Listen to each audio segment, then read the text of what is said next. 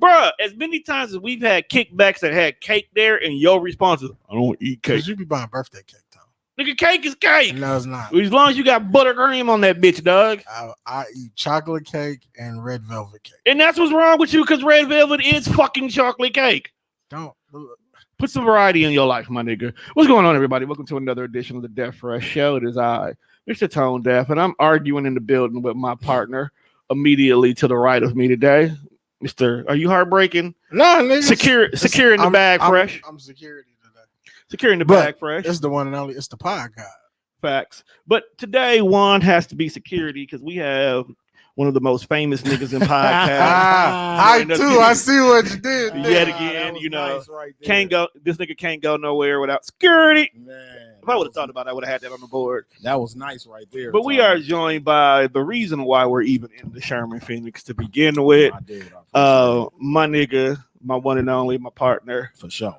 Mr. JR, the superstar, aka Mr. Slick Talk with Scalez, aka Harvey's little boy. What's happening, people? What's going on, What's fam? happening? I should have had Happy this. to be in the building. Nigga, you was already here. Yeah, I was already here. But I'm happy to Like, still niggas be know here. you record before us. Yeah, I'm still here though. You know, But what's going on with you, man? What's Man, you what's know- new in the world? I'm about 2 episodes away from a hundo. So, You know what? Clap that up for that, yeah, man. so I'm proud of that. You know what I'm saying? I'm proud of that too, bro, because we watched you, like literally watched you start from an iPad and a microphone exactly. to 100 episodes. Exactly. So that's why even you know, our connection and our hookup upgraded both of our situations. Big you know facts. what I'm saying? It gave you a space. You was looking for a space, and then you was able to bring the amenities to my platform to make it even better looking. So Big facts. that's So- what happens. What have you learned about not necessarily just podcasting only, but your platform? So you know what's interesting is I kind of said something about that on my last show. I mean, on the last 2 episodes, I've been going on these little rants at the beginning of the shows because I feel like the thing that I learned is consistency. You know what I'm saying? Like, this shit isn't gonna work if you don't stay at it. Like, Big facts. you get discouraged because it didn't do good this too. You know what I mean? This day you recorded and be like, oh, I don't want to do this shit no more. Then it's not gonna work for you. Like, this isn't the line of work. This isn't a hobby you should take on. This isn't something you should invest your money in, because what it takes is commitment and consistency, period. That's what I learned the most, especially coming from Smoking Gossip, where I had 3 people doing it with me, and now it's really like me kind of leading the other 3 people that are on this podcast with me. So Okay. that's what I learned the most. All right. is So consistency. last time we had this conversation, you had just hit 50 Facts. because that's when Mimi ended up being your guest. Yep. What has been your favorite episode up to this point? Now, you ain't got to fucking lie. Trying to cover it in your honest opinion. What has been your favorite episode so far? What is my favorite? Yeah. One of my favorites is when Dooch came, Lewis came, I remember that. Deuces came, and Lewis brought the whole. Yeah, it was. Yeah, we walked up in here. Y'all It was here a too. whole fucking. It looked like a Rockefeller. So Right. that's one of my favorites. Shout out to the homies over there Yeah. every day. Every day. Damn, I done had a lot though, bro. When TZ Talks came, that's one of my favorite episodes. When Did they you have the came. whole crew? I had the whole No, it was crew. the whole crew. It's hard to get the whole crew. I too. even had Nunu. See what's Yeah, I think I watched that. even Yeah, had okay. fucking Nunu in here getting on my nerves. But I done had some good ones. Mimi was a good one. You know what I'm saying? Like, I done had some good ones, bro. It's hard for me to do that. It ain't Okay. even just no favoritism or nothing. Like, Who's your favorite guest then? I don't know. That's what I'm saying. Right, because it's It's been a lot. hard. It's been a lot of good guests. Baby Drew was dope. Like, I done had some dope people come. Yeah, you missed that. I missed that. I think I missed that. I didn't watch Yeah, that. he was very entertaining, wasn't he, Yeah, Tom? he was. Yeah, he Was it a Thursday they was down here? I Or think it was was it a like Thursday. I think it was a random Thursday. I think it was a random. No, it Thursday. couldn't have been because I would have left to scoop you. I think it was a Tuesday. Tuesday. Yep, it was a Tuesday. Oh man. I mean, it's You cool. should- Have you had Cuckoo Cow? I ain't had Cuckoo. Have yet. you tried?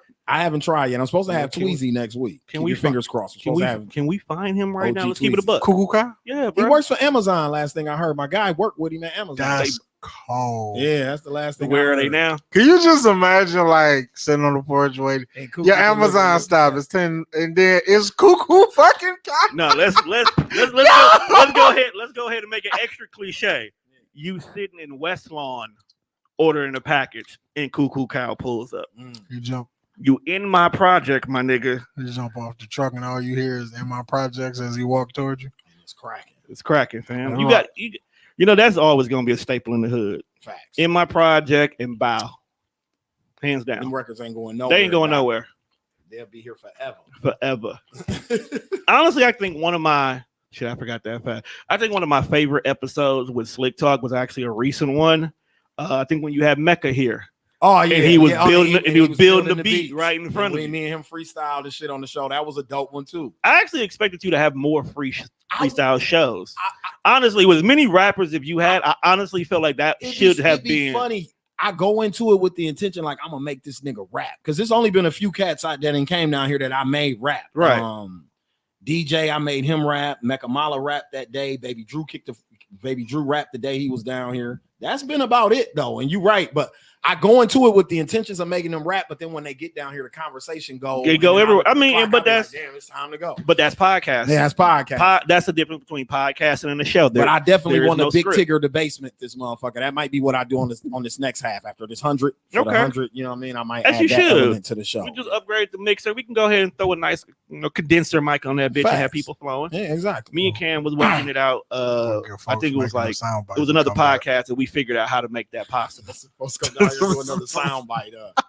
Please, can you leave that nigga? You leave that nigga soundbite alone. It's the 415. Like, what the fuck? Yeah, I mean, people. Where are you from? 262. Yeah, That'd be the worst if it's a 262er. But anyway, what's a 262er? I don't fucking. It's like is it Karen? Yeah, it's the Karen area. Yeah, You're definitely out there. Makes sense. Because I don't even want to talk to Karen. But anyway, how's your week been going, Juan? Shit, I'm fucked up. We had this conversation. I know, like, because I want to eat my candy, but somebody was like, "Stop chewing." Little baby. I'm sick of her shit. He's like, "Don't nobody want to hear you smacking?" Like, man, motherfucking mambas is good when you high. Nah, little baby told you to stop smacking for another reason. Well, I'm just saying. Anyway, Mambas will make you smack though, right? Because they so juicy. Man, I feel like mambas. nigga, don't be over there juicy mouthed, it, my nigga. I'm just saying. Keep the buck. Everybody be doing the peppermints and the fucking weed and pussy with mambas in 2021. You know what? That's between you and little baby. I don't care. That's the real mamba mentality. literally. Speaking of that, let's slide. That's the name of this episode. Slide into a little quick information. Kobe Bryant's wife actually settled the court case with Kobe's mom in regards to part of his estate. Which I'm kind of happy in regards to that, because last thing you want is to have family being messy over money. And from my understanding, before he passed, they wasn't close at all. They wasn't. It probably has something to do with his wife knowing it. Moms be like, there's a lot of moms that be bitter when they sons find a woman that makes them happy. Facts. Like, I kind of hate when they do that, because you can't date your son. You need to move on. This is the reason why we have these weird ass categories on Pornhub now and shit like that. And I wish that would be always on the homepage. It's weird. They do that. I'm like, who is fucking up the algorithms? Like, just keep searching. Mom fuck son. Like, what is wrong with y'all? That's terrible. Really, it is. I just can't do it. Like, no goddamn, man. But Juan, why are we here today, bro? Because, man, well, it's Thursday, so we was gonna be here kind of no matter what.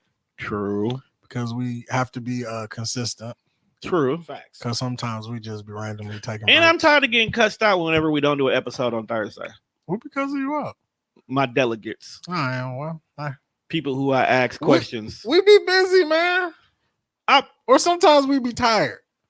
How, bro? You got a whole new schedule. Both of us got whole new jobs now. Well, because at my last job, Thursday was my off day. So if you be like, hey, why wasn't no episode, nigga? You was off today. You shouldn't have been tired. I could be like, damn, blame Tom. Nope, you can't blame me, because with this job, I'm off by 8:00.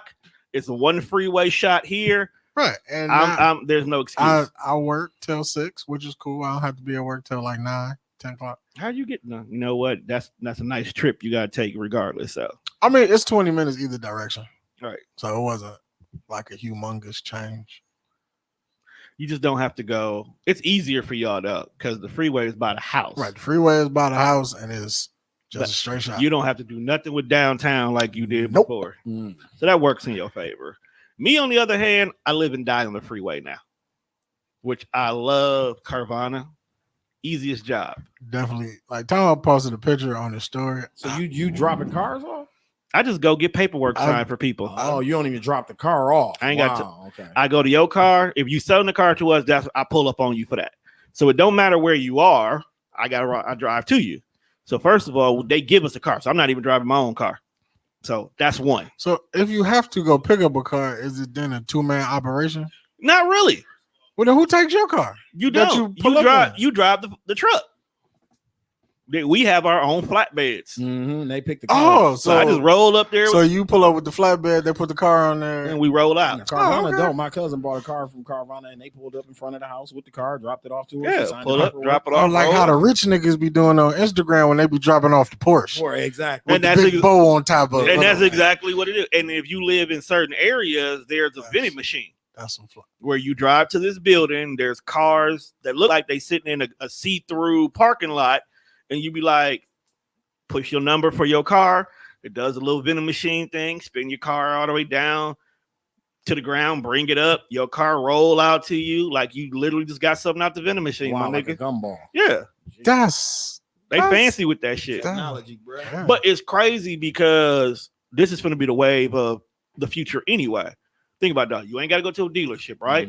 That's So you true. ain't got to haggle with nobody. You ain't got some white dude who's trying to get you to buy commission an extra $3,000 on a car that ain't got nothing to do with you, nigga. You getting the car at the best value for your car. And if you selling your car, from what I found out, they give you a little bit more. A couple of people on the staff of TDR went through Carvana before they knew I worked there, because I had to drop it off to them. It came through, was like, hey, so you sold your car today, huh? It's like either you stalking me or you work for Carvana. A little bit A, a little bit of B. All right, so now when we gonna get you back in the studio to record? Don't tell people you're stalking them, Tom. Not publicly. This was a text message. It wasn't public. Starving? Stalking. Oh, stalking. I'm not stalking, bro. But anyway, it's a dope ass job. The hours is the only problem I got right now. But I think this is God's way of telling me, nigga, you can't do everything. So hire somebody. That's very true. So I think that's what it's kind of forcing me to have. Because to. God be knowing. Yeah. Hope he does. Nigga, he made this shit. You know what, bro? Maybe he take naps. He do take naps. But if God is taking a nap, who's running the world? We self-sufficient when he finally take a nap. How many times have you taken a nap and KK is just KKing? I don't want her to KK. You don't want that. You don't want that, but you do it though, right? I have to wake up very fast. But the fact of the matter is, when you woke up, the house wasn't burnt down. That's true. Wasn't nothing broken. A little messy, food everywhere. Yeah. But that's about it. Nothing you couldn't clean up. Right. Because she burned that motherfucking house down. We got a problem. I don't know how you getting out of it because you sleep. Anyway, what we talking about today, Juan? Well, since you know what, you have a conversation with Scalez where I go get my chicken, because the downside to my job is sometimes you forget to go eat. And Carvana. Yeah, because you be out and about and you be like, yeah, I'll just get something as I get back, and then you get back and it's like, and I ain't hungry. Go home. Right, like I ain't hungry. The next thing you know, it's like, damn, it's 8:00 and I ain't ate since like 8 this morning. Next week we should have egg rolls.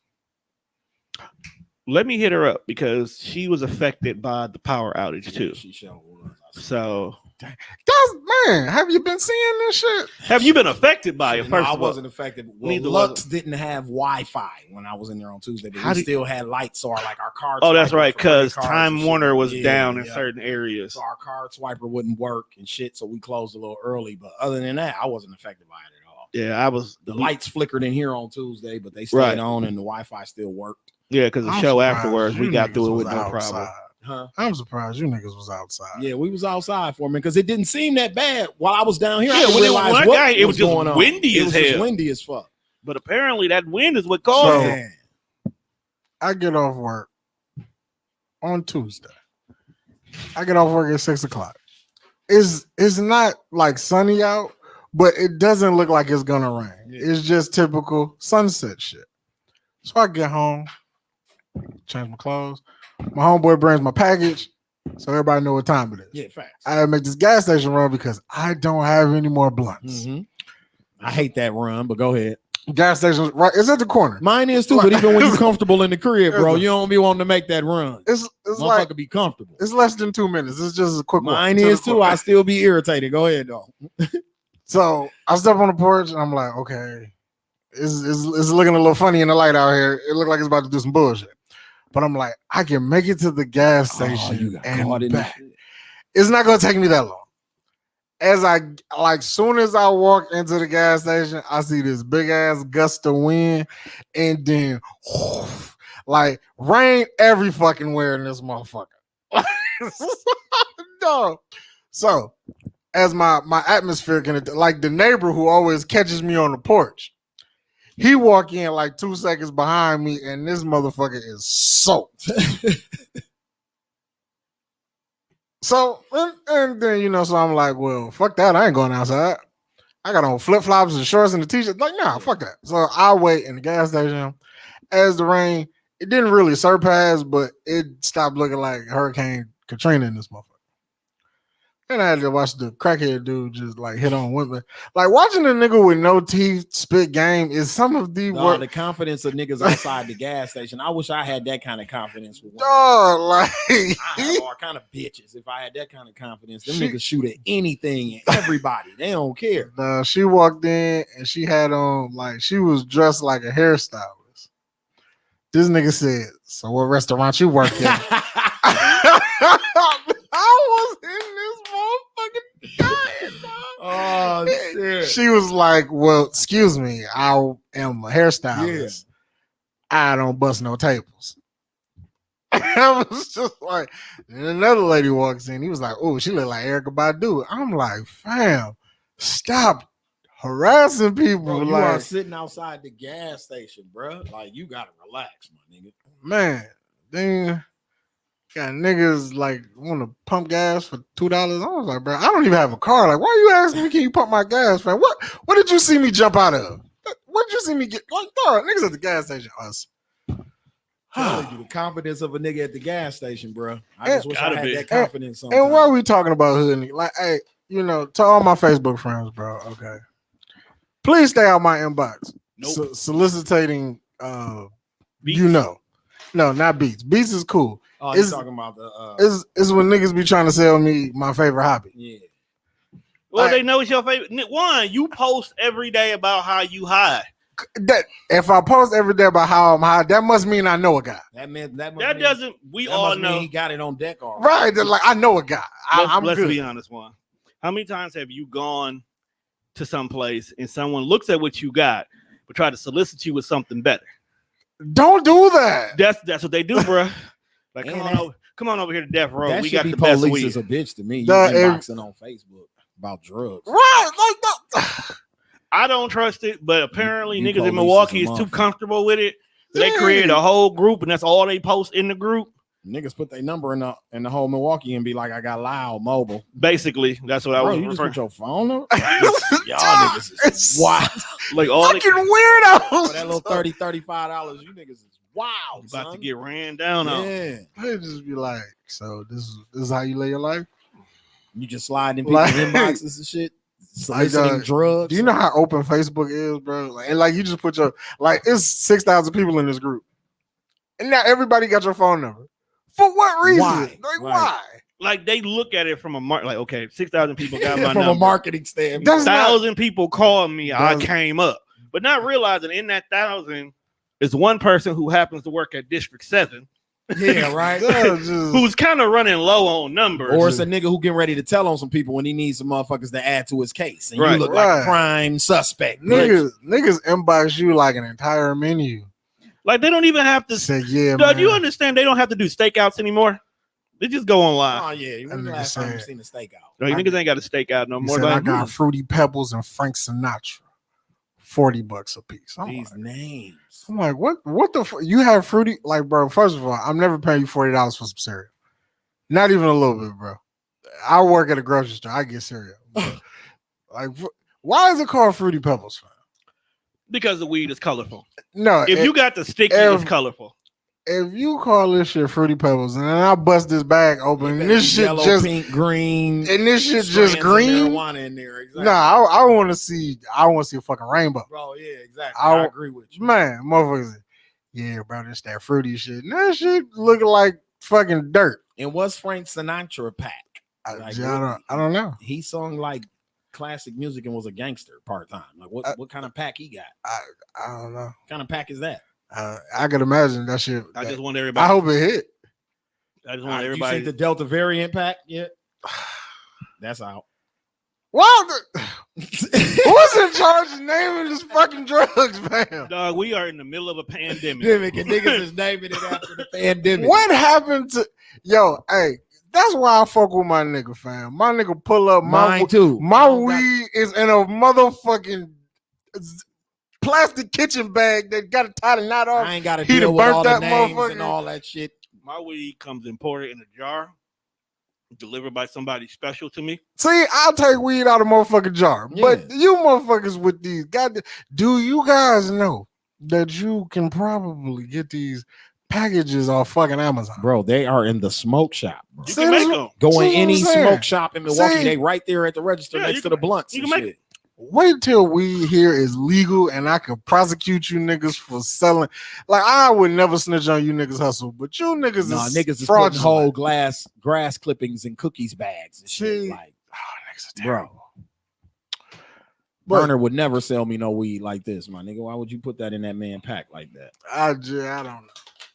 That shit don't even match the name, right? That's what somebody said in the comments. It's horrible. Disrespectful. Some nigga at the gas station tried to sell me some shit. Oh, niggas at the gas station, bro. They be having some babbage. He pulled like the pack out and it had a picture of George Floyd. I was like, you know what, sir? I don't even want that. Even though I know people is listening, most people are watching this shit. Don't you hate when you like walking past a nigga car or he drive by you? What was that?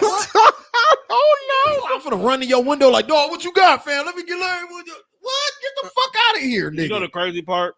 I don't know if they buying or selling when you do that.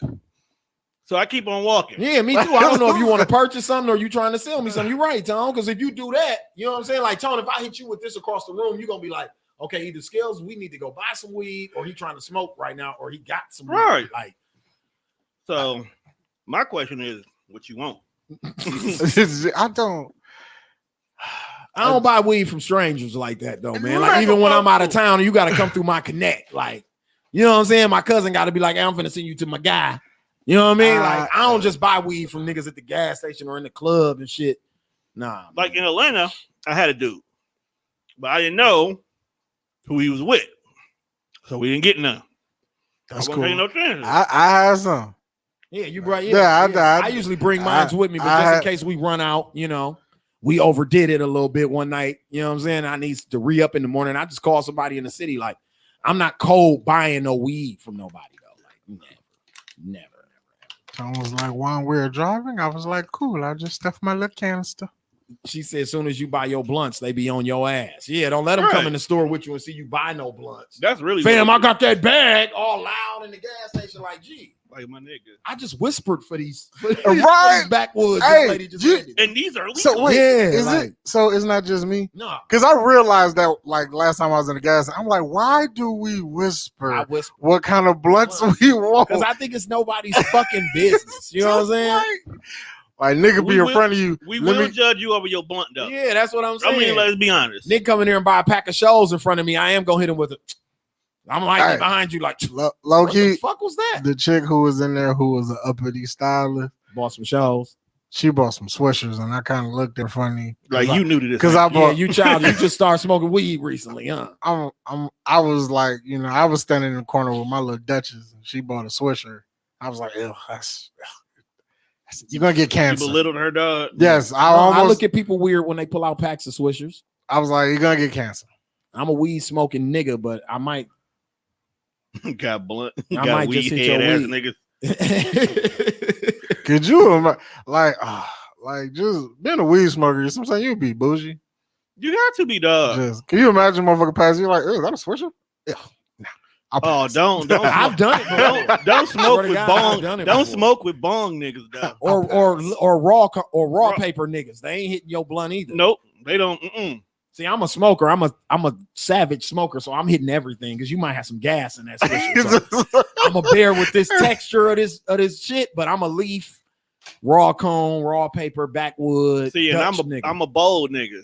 See, he's small. I ain't really big People on the who pipes smoke backwoods look like broken fingers. They do. I'm like, but they burn very slow, Juan. That's the whole niche to it. They burn very slow. That's the whole niche. It's not my favorite blunt, but I like it because it burns slow. That just burns slow. Yeah, it's the leaf. It's that real leaf, especially if you get the real Dutch. Yep. With the old colonial white man on there, not that 99-cent joint they selling us. You gotta get that 3-pack with them old white men and them pilgrim. Don't judge me. I smoked the 99. No, I smoked the 99-cent too, but if I see the Palmers or them other joints there, I will grab those instead. For real. Look, my homeboy. You see Ben Franklin, you're gonna get your money's worth. My homeboy is a coner. Yeah, if you see Ben Franklin, that's the joints they sell at Walgreens and shit. Like, yeah, you see that one, it's up and it's like I saw him stuffing that motherfucker. I was like, oh, this is some fancy shit. I'm a primitive ass nigga. Right. I'm still in the gas station buying cigars. Oh, you talking about the raw? Yeah. I was with somebody, and it's got the nice little filter. I was like, you niggas is fancy. Sometimes I use the raw filter in my blunts. Okay, those work too. I put it in my backwoods and shit. They work too. Yeah. You don't burn your lips. Yep. Get all the smoke out of it. Scalez is bougie. Yeah, I'm bougie. I'm a stoner though, but I'm bougie. Been bougie. I'm a stoner. He has the body of a mannequin. Of course he's bougie. The hell? That's also a fact. Like if you ever want to start a clothing line, just sit at the scale. They'll fit whatever. Any size. You could probably model like toddler clothes. I have one time. Not toddler, but guilty. You know how sometimes you be in H&M in the young men's section have a t-shirt that's not in the men's section. I bought an extra large out the young men's section. So an extra large young men it's a small pretty much in men. Oh, okay. It makes sense. Makes sense. Was it a nice shirt? It was one like a graphic tee. I think it had like the Rolling Stones or something on it. It was kind of dope. I bought it. It was in the H&M, but it was at H&M and it was in the young men's section. I don't judge you because if I could, I would definitely, like, if I had a smaller foot, I definitely would buy women's shoes. Oh, doper shoes. Because women's like when they come out with J's, fire. For the women get all the colorways. Cold Yeah, they be having the sick colorways, bro. Air Max, Jordans, everything. Jordan 1s, especially Jordan 1s. Yeah, there's a Vapor Max I want that only come in female. Only come in the female color. I'd be like, man, you some of my bitches, but you know, I agree with you. Women shop more than men, though. True. What's your favorite basketball shoe? Penny ones. You like the ones? The penny ones was sick. Those ones nice. The penny twos was nice too. Damn, basketball shoe. I'm gonna be honest with you. My favorite shoe, because I just got them again, Jordan 4s. Only because they were the first pair of shoes I tricked my stepdad into buying for me. Damn, bad. I might have to go with the 11s. Jordan 11? Yep. I can fuck with it. I might have to go Jordan 11s. And then if we go recently, like in this era, I'm going to go with the KDs with the wings. Yes, I am. Which ones? You know what I'm talking about? They're not when they put the strap across the front. Oh, okay. Yeah. So him and Kyrie kind of had the same strap, but KD shit was a little doper than Kyrie's was. Oh, he recently just kind of brought that model back, but it's an upper now. It's like a mid or high. Remember, it was only low. Right, it used to be a low. Now it's a high. OMG is tone eating. Yes, he is. I think just like aesthetically, one of my favorite basketball shoes. Gary Payton had a nice shoe. He had a nice shoe. The Zoom was nice, bro. That was nice as before they put the zipper on them. I'm talking about the Zoom before the zipper. That's kind of what the freaks remind me of. Giannis shoe reminds me of the Gary Paytons.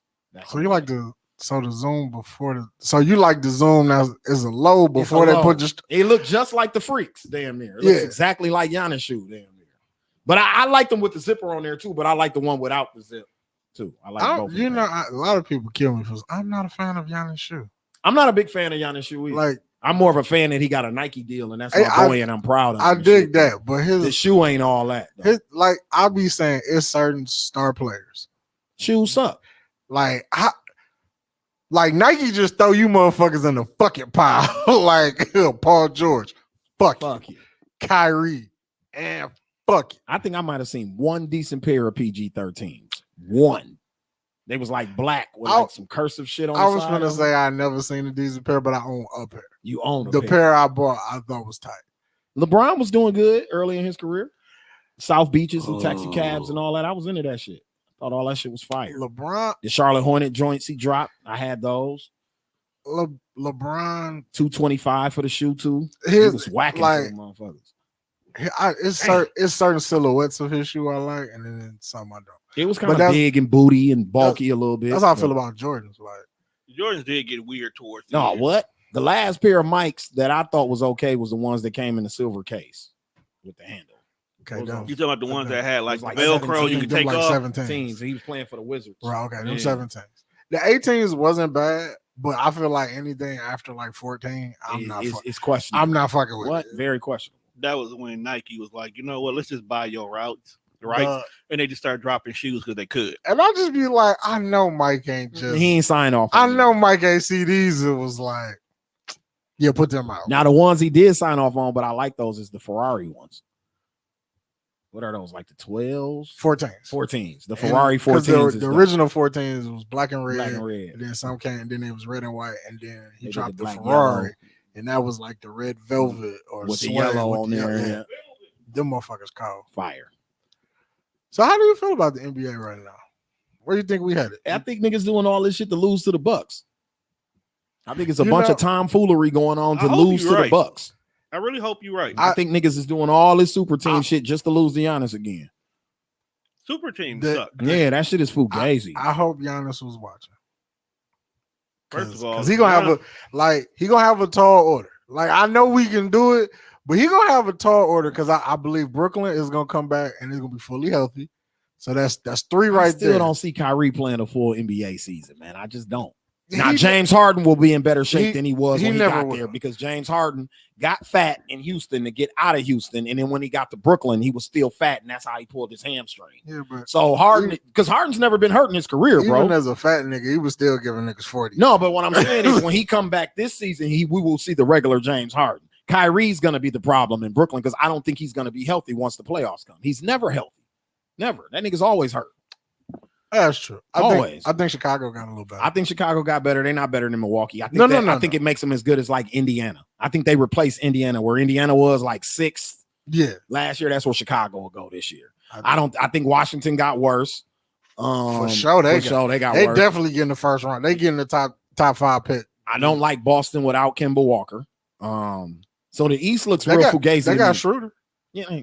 I mean, but Schroeder's he's an idiot for turning down 84 million. To end up with a 1-year deal, $5 million in Boston. I'm like, fam, 84 million. But right now they talking about he might not even start because they talking about starting Marcus Smart at the one. Maybe he didn't want to go where he didn't want to be there no more.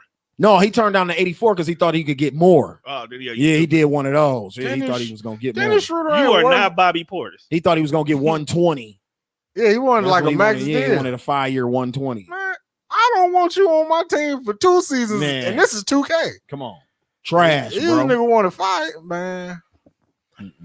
So who else made a move? I like DeRozan with Chicago. Like I said, I like the Chicago moves. I think Atlanta will be better next year. I think Atlanta moves into the top 3 or 4 up there with Philly, Milwaukee, and Brooklyn. I think Atlanta moves into that conversation next season because they brought John Collins back, and that was the most important thing. They re-signed him. Where do you see New York?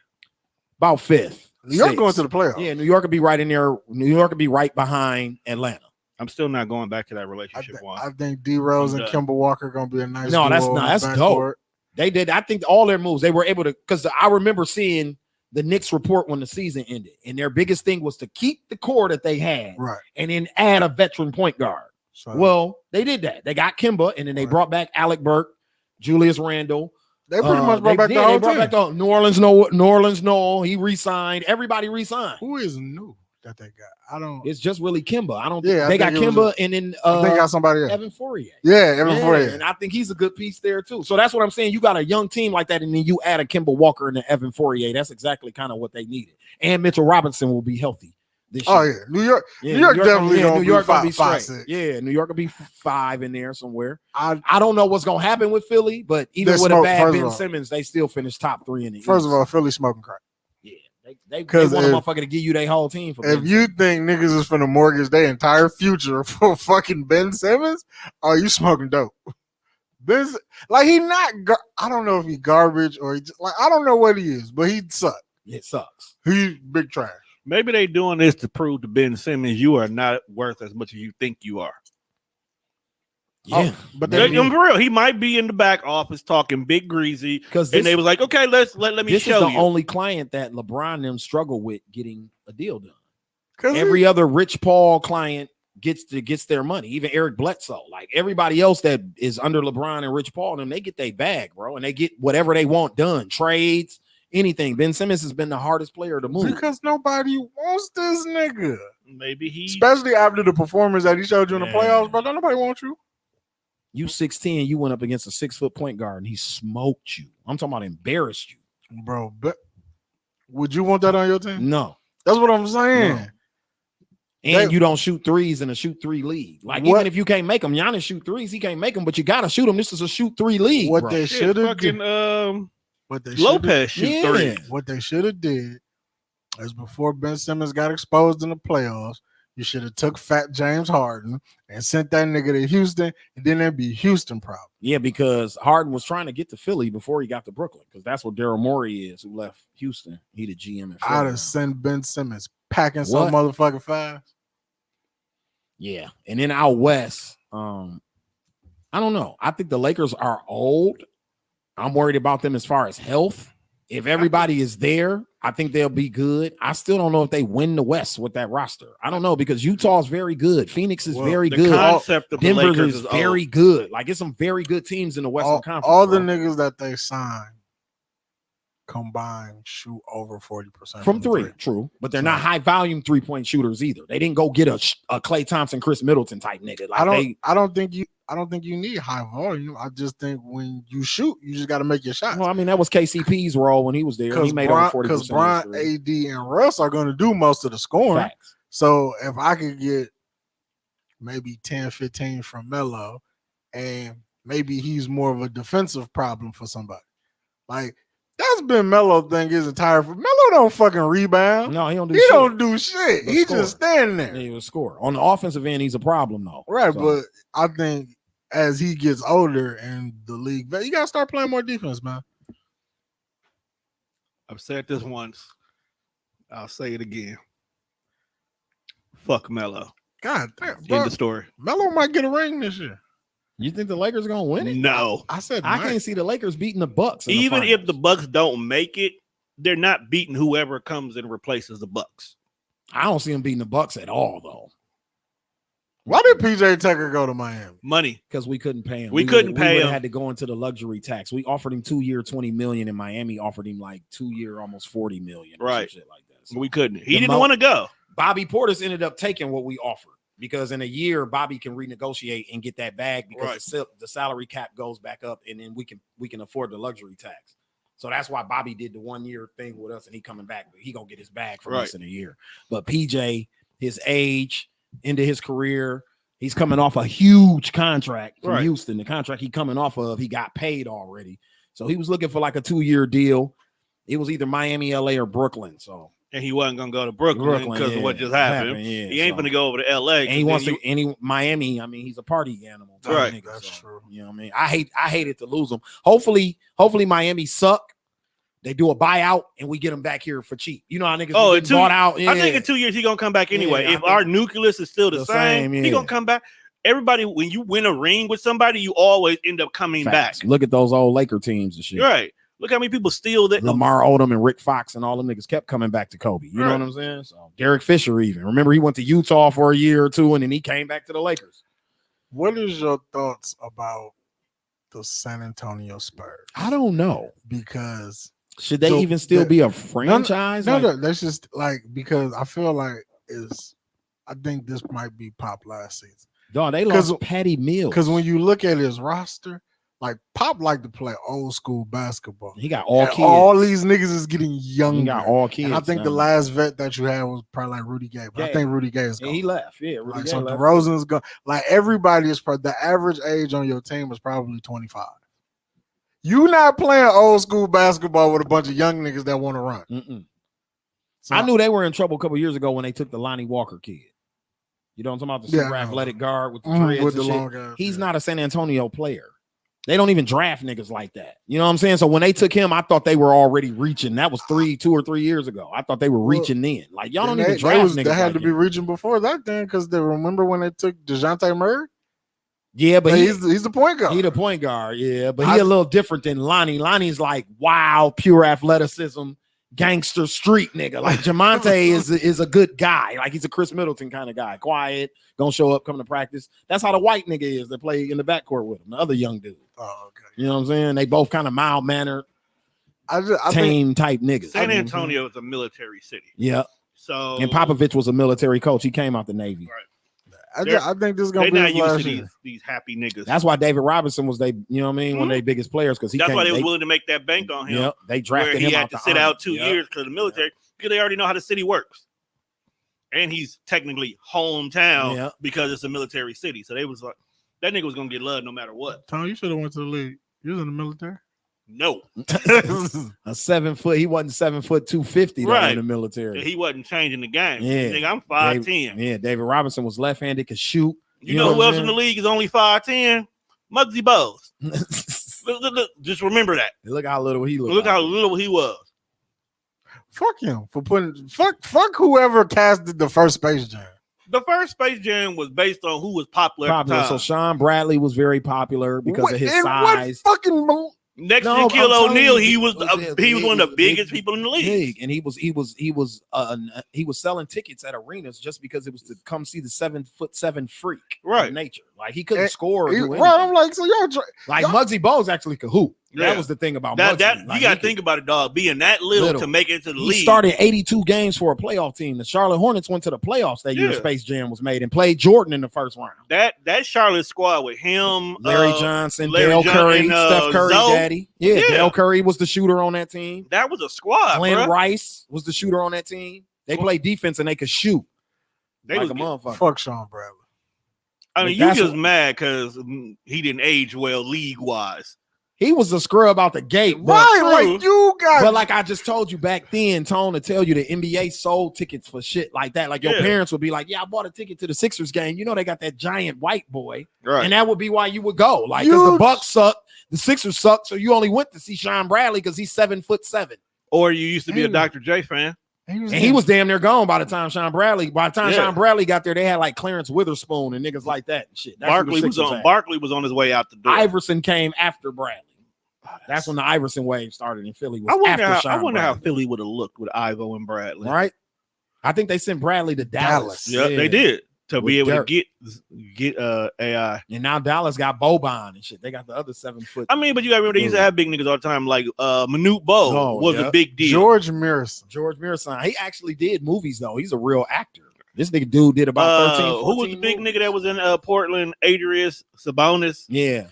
Now that nigga, when him and Shaq went head to head, Sabonis was cold though. We got to see the old Sabonis by the time he got over here because European players couldn't come to America the way they used to when Sabonis was playing. Right. He was sick. The Sabonis we seen was an old man with bad knees and a bad back, and he was still balling. Right. He was banging with Shaq. He was the only nigga that could actually calm Shaq. And he pulled Shaq away from the basket. Right. That's what taught the Spurs how to beat the Lakers. Like, okay, Sabonis pulled him away from the basket. Tim Duncan pulled Shaq away from the basket for us. Yep. So Ginobili can just walk to the rim all night. Yep.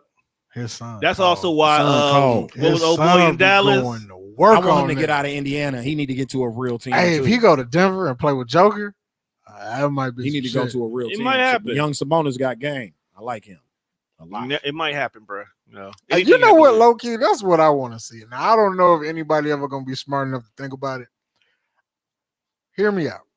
I want to see the Euro niggas form a fucking super team.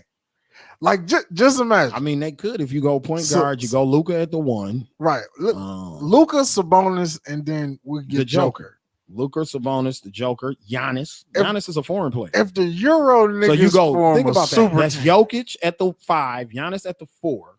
Right. Sabonis at the well, no, Giannis will play the 3. Sabonis at the 4. Damn, Giannis plays the 3. Oh my God. Sabonis, and then Luka's playing Luka Doncic, and then we need one more guy. You need a big man. It seemed like we need a guard. It seemed like I'm missing somebody. Yeah, we need a 2 guard. You can grab any European at that point. You grab any European at that point. Evan Fournier. Be your role player. He just gave the USA team 30. in the FIBA game about 2 weeks ago. Right, just like what if the Euro niggas be like, we teaming up? How Oh, nasty? damn, Rudy Gobert, Nicholas Batum, what- Patty okay, Mills, what I'm G. saying. Okay, so if you do it, what team do you do it on? They could come out of London. But you know, They could be the London team. Or no, something. I'm just saying, like, No, it's got to be an NBA team. if we did but if regular- they did, that would be if we would be pissed.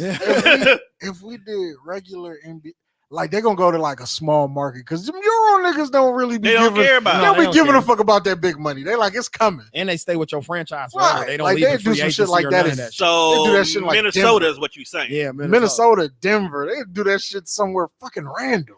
Because Minnesota don't have a ring under their belt. Yep, they'll 'Cause, go to Minnesota. Because they would have Bogdanovich. because the Currents, they do that shit in Utah.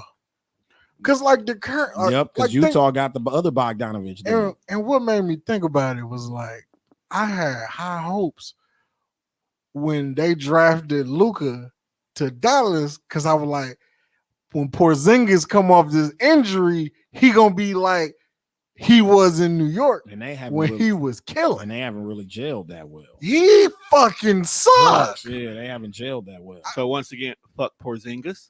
Yeah. Also, And you know what's crazy? When he got drafted, they booed him. I like But Go they ahead. also booed LeBron. I just seen that the other day. Did y'all ever seen that? They They booed booed LeBron? LeBron draft night. He got booed too. Well, that's because everybody had high hopes on Carmelo because he technically should have been the number Because one he had just draft won the pick. national championship. Yeah, he should have been the number one draft pick. But high school niggas, they wasn't too keen on that. LeBron got drafted number one because he was the hometown kid. Yeah, I mean the That- Cavaliers. I think the NBA did that on purpose. Yeah, I think him it's and Derrick Rose ended up in Chicago and Cleveland because the NBA Yeah, fixed the lottery. and some of sent them that there. shit. Just, I believe it. Yeah, I believe some they of that fixed the shit lottery be- and sent them niggas there. That wasn't Like no until I coincidence. actually see a ball come up Yeah, through a little like, that vacuum and you wasn't no take it and show it, coincidence. I always feel like Yeah, How these I'll niggas be is- watching conspiracy videos on that, like on YouTube. Like they said that they fixed the draft the year Pat Ewing got Ewing drafted. came- yeah, it was definitely 'Cause- fixed. 'cause- They got caught.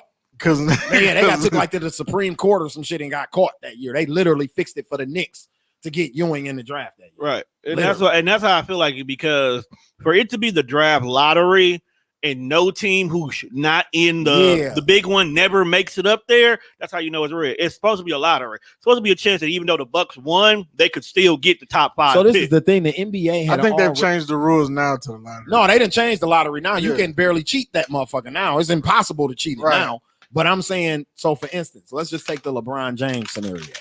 Cleveland, right? Right. Struggling franchise. At that point, yes. See what I'm saying? NBA needs all 30 teams flourishing, bro. They don't need 15 doing good and the other 15 sucking. That doesn't balance the books Big right. facts. So, okay, 3 years before he graduates from high school, we realized we could put him on ESPN and get better ratings than a Jordan basketball game at the time, right? He gets Okay. better ratings than Kobe and Michael Jordan, and he's playing high school basketball. We're putting his games on ESPN. So that already showed us that we can get a bag off this nigga. So if we can get him drafted to the place that he's from, we can revitalize that franchise. Oh yeah, they was already In building 10 that years, story. look at what they did. The man went there, made money, left, came back, and won a championship for his franchise. In a 10-year span, he did that. And just by that theory alone will really make me think that the NBA is rigged. Because then just look at like the next 15 draft picks that Cleveland had.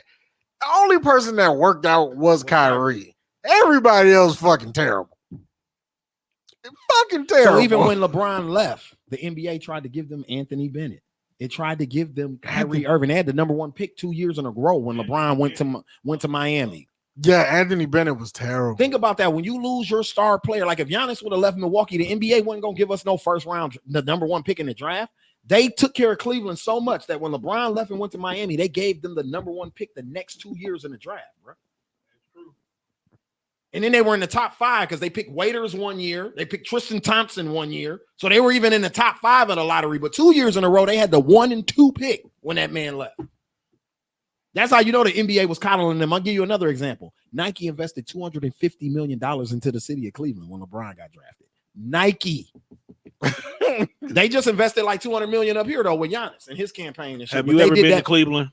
I have terrible. not. I'm talking about a dump of a They city, they bro. do not deserve to. No, hell no. They need it, Yeah. but they don't deserve It's a it. dump of a city, bro. Like No, you go man. to Akron, you might get robbed. You go to Independence, you might get shot for being black. Derrick Rose has a lifetime contract with Adidas. I read When he that. signed with the Bulls and went to Chicago, Adidas showed up and invested in Chicago sports, athleticism, AAU teams, all of that shit. That was all a plan. Derrick Rose had been selling out games and television games at Memphis and in high school. He was the same product as LeBron. They knew what Derrick Rose was going to be. That's why he ended up in Chicago. How you think the NBA going to look now that I think is the next coming draft? They've got rid of the high school. Yeah, rule, next I've coming heard. draft, you can come out of high school. So a lot of cherry picking from high school. I'm happy because I feel like if niggas really don't want to go to college, stop making them go to college. The college game ain't the same anyway. Because you got a bunch of niggas that don't want to play for it, and it's watered down because a lot of niggas be like, "Fuck college, I'm going Right. overseas, or I'm going to AAU, or I'm going to." But I think G what's League. happening now that the college kids can kind of start making money on their own. That need for that college money ain't that important. It's not that important because they had to give the athletes some kind of a stipend or something to survive. But now that you can actually go out and still get deals, get money, take bribes, you didn't hear that from us. But it's cool now. So you don't need college like that. So 2 years ago, take Zion. Zion didn't need to go to Duke. No, he could have probably came. He could have went came straight to out of high school to NBA. I knew about Zion Williamson when he was in 10th grade. They've been talking about this nigga on NBA blog sites and all of that shit. He didn't have to go to college. College wanted to make some money off of him. Right. See, that's the thing. But the NBA and NCAA don't even have a relationship. That's like why that. I always. That's why Adam Silver like y'all ain't eating off of us no more. Fuck y'all. We don't have a relationship with y'all like that. Y'all dirty. Y'all don't even take care of these kids. That's why I respected Brandon Jennings. Because he jumped and went to like Greece. when you were required to go 1 year, like I'm not going to college, and he immediately went. So now you got overseas. Darius Baisley that played for the Thunder. He did that. The kid that the Magic drafted last year.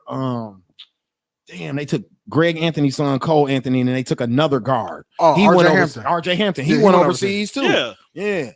Brandon Jennings opened up the door to say, Lonzo Ball. He never went to college. I mean, LaMelo never went to college. Yeah, he went overseas and played pro. Because you got to be removed. 19. You got to be removed. Yeah, you got to be at least 19 years old. That was the old rule. Now they going back to 18. Yep, got to be 19 years old, and they want you to NBA be at least 1 year out. Yeah, so niggas went balled overseas for a year and then came back. The NBA finna look real different. Very, because you taking niggas out the G League now. You know what I'm saying? Right. Now you can get drafted out the G League, you can get drafted out of Europe. They should have been doing that. They should have been doing that. You can get drafted out of college and you can get drafted out of high school. So that's 4 pools that they picking talent from. So now all these niggas who ball at the playground who said they never got a chance. Now you can get a look. Now you can get a look. Because you can get into the G League. You can get into the G League, ball out of control. Oh, I forgot one. Shout out Mike Taylor. The Big Three is a part of that. Oh, they taking niggas out the Big Three now. The old shout out to Mike Taylor. You can make a summer league team as an old nigga, or as a young player, you can get drafted out of the G League. Out of the Big Three. That's fire. So niggas who playing in the Big Three, you could possibly come back. Facts. Right. This niggas playing summer league teams right now that played in the Big Three. Right. They just left last week to go to Vegas and play in summer league. And that's what's up. I like the options. Me too. And it takes the validity away from the college. Right, because they were like We Energies, they were a monopoly, and I don't feel like that. I was wonder fair. what they're gonna do with the football programs in college. I wonder if that's gonna trickle over to basketball. Well, see, the one thing that's is different though. You don't have that freedom to do that. No, because we know boosters pay football programs. We know boosters. Oh yeah, we've been knew that. You got to because they just settled the case where now they can start making a video game again. Are this color? Right. Basketball players are what color? They're everywhere, and they come from where? The ghetto. Everywhere. So they like, we're not taking care of these little ghetto bastards. Fuck them. You know what I'm saying? I feel that. Our boosters don't give a fuck. It ain't they kids playing. 9 times out of 10, if my dad is rich, 1% white, and I play the sport, he's donating millions of dollars to that program. I'm talking about type of nigga get a library built in his neck. That's all they ask. That's all they ask. Build a dorm in my name or name the football stadium after me and my wife. You know what I'm saying? My wife like flowers. Make sure that atrium over there is named after my mama. Dope. Some shit like that. And they'll be like, okay. That's why if you ever go to a college, bro, you 20 years ago, the college looked completely different. That's why. That money. But football is different, bro. There's no alternative football program you can be a part of and then get picked up from like there. If the XFL would have worked, it'd have been an alternate program. And that's something I would like to see what it looks like when it comes back. If he does, because The Rock is gonna run it, so I want to see. So like arena football, Canadian Football League, none of those leagues measure up to the They don't NFL. measure up with the and they're not in partnership with the NFL. See, the smartest thing the NBA did was got in partnership. So you got NBA Africa, you got the FIBA League in Europe, you got the G League, you got the Big Three. The NBA partnered with those people, right? So they can. So now they're not competition anymore. Now they're funneling us their players. So there's see what I'm saying? So it doesn't feel like it's pillaging anymore. Yep. You don't have to be all shady with it. It's like it's an upfront deal, and it makes them other leagues give something to strive for. Yep. Like you want to come over here where people are making millions of dollars doing what you're doing. The NBA finna have a network in a second. Yeah, I don't see why not. Just so we can have access and to all of this shit. So NBA TV is going to be something completely different. Yeah, I wouldn't mind if it should be. It should be. I think it'll have a larger impact than what it got right now because, like I said, it's going global. Barack Obama just signed up to be one of the dudes that runs NBA Africa. I seen that. Yeah, you know what I'm saying? So that shows you how large and how big they trying to do that. I hope the WNBA gets a little more love. It seems like it's picking up, like as far as money behind it. I feel like what they should do when they put it on 2K, that was big. Yeah, that was huge. That was way big. Oh, I love playing with the WNBA. That was huge. Like that was way big. What they should do is take the WNBA and actually make it that they do play non-exhibition games against women teams from overseas. Facts. Now I agree with that. That way you can create that because most of them already played over there in one shape or form. They should damn near do a world championship. And that's what I'm saying. Like you had a regular league championship, and then whoever wins, they can go over there and play against the FIBA champion. Shit. That should have done numbers. So you got the FIBA playoffs, and then you have the world WNBA playoffs, and then you had a world championship, literally. So the two teams. Okay, that could be fine. Like to say the Chicago Sky win, and then the team from France win. They play, and then the winner in a neutral location. The winner is the world champion until next season. I think that would help with the women brand. Hold on, or we could do it one better. Let's do it like FIFA do, where every 4 years, every country has a women team that represents them. And y'all ball out. I mean, we got it in the Olympics, but this is something that's outside of there. And I think the women, maybe do it every 2 years because the men do it. Yeah, outside the Olympics, we have a FIBA tournament too. Outside the Olympics, that's how they figure out the seeding for the Olympics. Right. Yeah, and just to keep it fair, you might not take your star players from the league. You'll take like your rookies and sophomores. Because the way this shit works is sponsorship. Big. So the more games that WNBA has on TV or they play, the more sponsorship money they can get. So my problem with them is they just not putting the product out here enough. Yeah, right. Because it'd be and now is the perfect time since everything is women empowerment.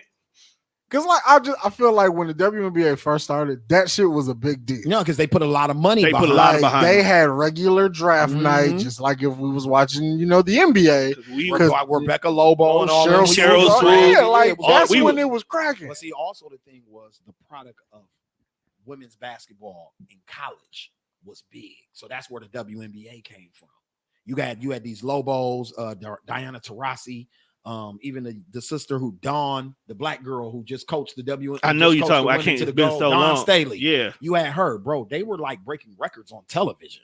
Like UConn's women team going undefeated all those years like that. Every game that was on TV was highly rated. So you want to draft those girls and put them on teams places. Right, because what was it, Tennessee? Because they already got a following, bro. Like women's college basketball is damn near bigger than men's, dog. I used to love women's. Yeah, like with how rabid the fan base and the following is. You know what I'm saying? So that was the smart thing when the WNBA was created. You got to put Rebecca Lobo in New York. She's the biggest college basketball player coming from UConn. They haven't lost in 4 years, and she's the face of the team. She has to play for the New York franchise. You see what I'm saying? That makes a lot of sense. Cheryl Swoops and them got to go down to Texas. You know how many people we can draw in a Texas arena?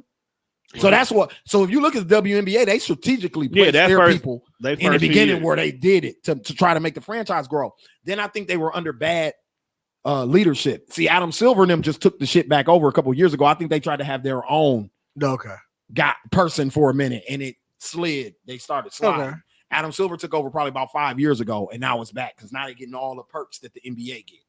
Yeah, and that's what they need. Like I fucks with because wasn't they supposed to be expanded at one point in time that every NBA team had a match? Had a match, and I think they're still working on that. Yeah, because I remember it was supposed to be like the Milwaukee Does and stuff like that for the women. I was cool with that. I'm here for that. Yeah, because I used to wonder, I was like, well, we ain't got no WNBA team. I think Vegas just got one. Yeah, Vegas. The last time I paid attention. The Vegas. But that was crazy because when I went back one day to look at all the WNBA teams that started, so many teams was moving to different places. Yep. Because I was like, because I think at one point in time, Toronto had a team where they were supposed to have a team, but that team ended up moving to Seattle. And then, when we lost the Supersonics, they moved down to Vegas. They was bouncing everywhere, bro. Charlotte had like 3 teams. Yeah, Charlotte had like 3. Yep. So that's how that works. That's all Michael Jordan's fault. I think the women do need more TV Yeah, time, more recognition. TV time. That's it. Like, and don't give them no bullshit ass contract. Like, if the game is at 8 p.m., I want the same fanfare for when the Liberties play the Waves. Yeah. Like, I want all that. I think the last time I was seriously paying attention to the WNBA, it was like Maya Moore had just came out of college and she was and then there was Brittany Griner. I remember because Maya Moore got a Jordan. Yeah. So she was like the first WNBA woman with her. She just won MVP. Yeah, I just seen that. Game. Who is that? She went to Notre Dame. You don't remember like 3 years ago? She had the ESPY. She won an ESPY for Player of the Year because she hit a shot. She hit a 3 at the end of the Notre Dame game, and they went undefeated for that season and won the national championship. Yep, she was at the ESPYs like now, 4 years ago. The only thing I hated about that, and it had nothing to do with them, it was just how the world shifted, that the All-Star game for the women's was going on simultaneously as the NBA finals. And like, that's where I personally feel they are not giving the women the respect, because let's be honest, fam, it's the NBA finals. So they don't get all the press. You got 2 teams who haven't been here since God knows when, one that's never been here. We not gonna pay attention to the All-Star game. We gonna I definitely got a notification for a week while we was in Atlanta. Right, WNBA All-Star. Right, I'm like, what the fuck? Too. I would have loved to have watched what would a women All-Star game look like? Like, do they have 3-point contest? Do they have a dunk contest, or is it a layup line? What is it? Like, I want to know. No, I agree with you. Stop talking. Is it a layup line? Ain't nobody can dunk, bro. Not all of them can dunk, and you're not gonna get the fancy dunks. We would care about any dunk because it's like, shit, there's a woman dunking. The thing that I think is dope about it, and even some hoop niggas I was talking to not too long ago about it, is the woman's game is more skilled. It is. As today, right now, we're literally coming across half court, setting a pick, and off of this pick, I'm either shooting or I'm passing. And that's the NBA's game. Period. Women are still setting screens. They still fundamentally doing shit with both hands. You get what I'm saying? They still playing the game at its rawest form. These niggas right now so pampered, and the NBA got all the rules for the offensive player. It's like, it's kind of hard to watch the shit sometimes. Right, like look at when we played Atlanta, nigga. Every fucking thing was a pick and roll. For 6 straight games, we had to watch these bastards run the same play, bro. Literally. Watching basketball now is just like watching like me play 2K. Nah, I can't even. No, it is because it's simulated. It's simulated. But it's the running the pick and roll. Like on a video game, you run it because you like the AI. He's gonna get, and he's not gonna figure out to fucking move. So it's always a wide open dunk. But Jrue Holiday is eventually gonna figure that out. If he sees that same play 8 times, the 9th time he's taking the ball from you. When you do it, that's what happened in to Phoenix. Form, you're not confusing people. You can confuse the AI on the video game, but in real life, you can't confuse them all. The only problem was Brook Lopez didn't want to leave the post. Like, we wouldn't have had the issue with Atlanta if he would have left the post. Niggas really, in my opinion, ain't ran the pick and roll professionally since Stockton them alone. Okay, so defense was different then. That's my point, Juan. You You had to play defense then. You had to. So, bro, Malone was getting niggas on the screen every time because I got to guard Stockton. That's a fact. Get what I'm saying? I got to play defense on this guy because if I play D how they play now, Stockton would have had 40 and 20. Yeah, Stockton would be killing. No, he would have had 40 and 20. If I'm going underneath the screen, bro, and leaving John fucking Stockton open for a jump shot, yeah, he gonna hit that. Or even worse, you got Hornacek over here in the corner who all his job is to do is shoot. So look up and think about when niggas play Golden State. That's why Curry be having 50. Niggas going underneath Draymond's screen, bro. So it's Curry, the three-point line, and Draymond. The defender's behind Draymond.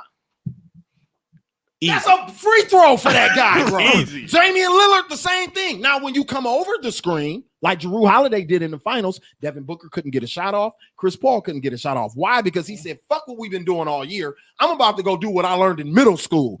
Fight through the screen, nigga. But the NBA niggas is so pampered, don't want to get hurt, don't want to get touched. They don't fight through screens anymore. So nope. Jason Tatum gets 50, Trae Young gets 50, Donovan Mitchell gets 50, because niggas ain't fighting through screens. See what I'm saying? When Malone is low key though, because it's an fluctuation of niggas who'd be dropping 50. I said that when niggas was getting about Trae Young. I said, bro, everybody has 50. Joel Embiid just had 50 the other day. Like niggas have 50 all the time. If you're a star player in this league, you're gonna drop get 50. You're gonna have your 50. You're gonna have a 50-point game. Easy. I think Donovan Mitchell was. I care more about Clippers in the bubble last year. Remember, Donovan Mitchell was having 50 in the bubble. Him and Jamal Murray was having 50-point games in the bubble last year, bro. Like these niggas be scoring 50 like it's nothing. But it's what I said. It's the way they're defended. Isaiah Thomas could have averaged 50, but he wasn't defended like that. Niggas, Michael Jordan, them pushing Rodman out the way to get to Isaiah. Now, they was niggas aggressive, ain't doing that, bro. We watched LeBron a couple years ago, the best player in the league, one of the hardest working niggas, one of the best defenders, go underneath screens against Kevin Durant in the NBA Finals, and Kevin Durant had 46 goddamn points. You see what I'm saying? Because he was switching with Tristan Thompson and putting Tristan Thompson on KD. What's gonna happen if you put Tristan Thompson on KD for 10 straight plays? KD gonna hit all of them. Game over. You lost. That's why in Milwaukee, when we played him, if he scored 50 on PJ, he just got to score 50 on PJ. We're not putting Giannis on him. It ain't gonna make a difference. This Kevin Durant, he's gonna score 50. But that's what made PJ so special, because he was aggressive. Yeah, KD had to never work. got in his head. Yeah. It usually get in niggas' head. When a nigga scored 50 on you, like Devin Harris from here. Remember when Dwayne Wade went off on him in that finals? Yes. With the Heat, and he was playing for Dallas, and they beat Dallas that one year. Devin Harris said he never got how he got cooked by Dwayne Wade out of his head. It always fucked with him, dog. Matter of fact, it got even worse to the point where PJ was getting in KD's head. Thank you. Because KD wasn't used to that level of defense. Somebody being up under him because they don't play that kind of defense in the NBA. They don't touch. Anymore. These niggas ball like they had COVID. 38. He's from the old school. Bro, PJ Tucker played ball like the old nigga at the Y. Why, yeah. He got old man strength. He always played like that. Like, Even when he was a young dude, he played an old man type of physical game. Yeah, that's aggressive. That Charles Barkley. That's well, when you undersized and you strong like that, that's what you gotta play. Yeah. Draymond Green, it's a lot of niggas in the league that play like that. I've always liked it Barkley because he was short for his position, but he didn't give no fuck. He'll run you over. You know what they should bring back? Remember Hoop It Up? Yeah, Hoop It Up was dope. The 3-on-3 Gus tournament? Macker. We used to be at Mike Higgins. We used to have tournaments at Mike Higgins. I played high school ball and a little bit of college ball. Ain't that like the prequel to the Big Three though? Damn near. Damn near. Because like they would have like certain sections of like down there by MATC. He blocked off in front of the Bradley Center. Bro, the niggas was out there really getting that shit. They were. I remember one time I hooped and Michael Redd was like like he was at one of the Hoop It Up games, like sitting on the side. Like, Hoop It Up really used to crack. As long as you have 4 people to sign up, it did not matter your skills. You could have been as weak as fuck. So you had 3 alternate? Yeah, you always had that. Okay, that makes just in case somebody got hurt, you got to come in. Hoop It Up was real life Very cool. white man can't jump, bro. That's what Hoop It Up used to But it was fun. Yeah, no, it was fun. I used to just love going to like McGov with my cousin, just sit out there watch all the niggas who thought they had it. And that's really what Hoop It Up was for niggas who thought they had it. And then the young niggas on the come up. Yeah. That's pretty much what NBA Summer League is right now. Old niggas who think they got it and still got it, and young niggas on the come up. One last run in them. Everybody want their Leon story. Scalez, man, put it together, man. You got the research. Hoop it up, man. We need to hoop it up. We do. Facts. I can see still pulling it off. Scales can MC it and all type of shit. It'd be just like Babito at the Rucker. It wouldn't be a bad idea though. Because we used to have in the paint shit here. You know what I'm saying? I remember in the paint. In the paint. Right. And you let niggas. Wasn't it a game too? Yes, it was. It was a very terrible basketball. A video game? Yeah. It was called In the Paint. Oh, very terrible basketball video game. Terrible NBA game. Woo, it was a run in the video game era before EA came along. It was some terrible basketball games. See, now back then, like when you look at where video games like came from and how they progressed, you know, I'm not really mad at Madden buying like the NFL player license. Because when you go back and you look at all the terrible basketball games, if you didn't have the license, that's what made the game really terrible. That was you had to do. You had to have an NBA or NFL or MLB license. But the NBA was selling it to anybody who came with a check. They didn't care. And then it's like when you go back, you look at like if you are a kid in this generation, all you know is 2K.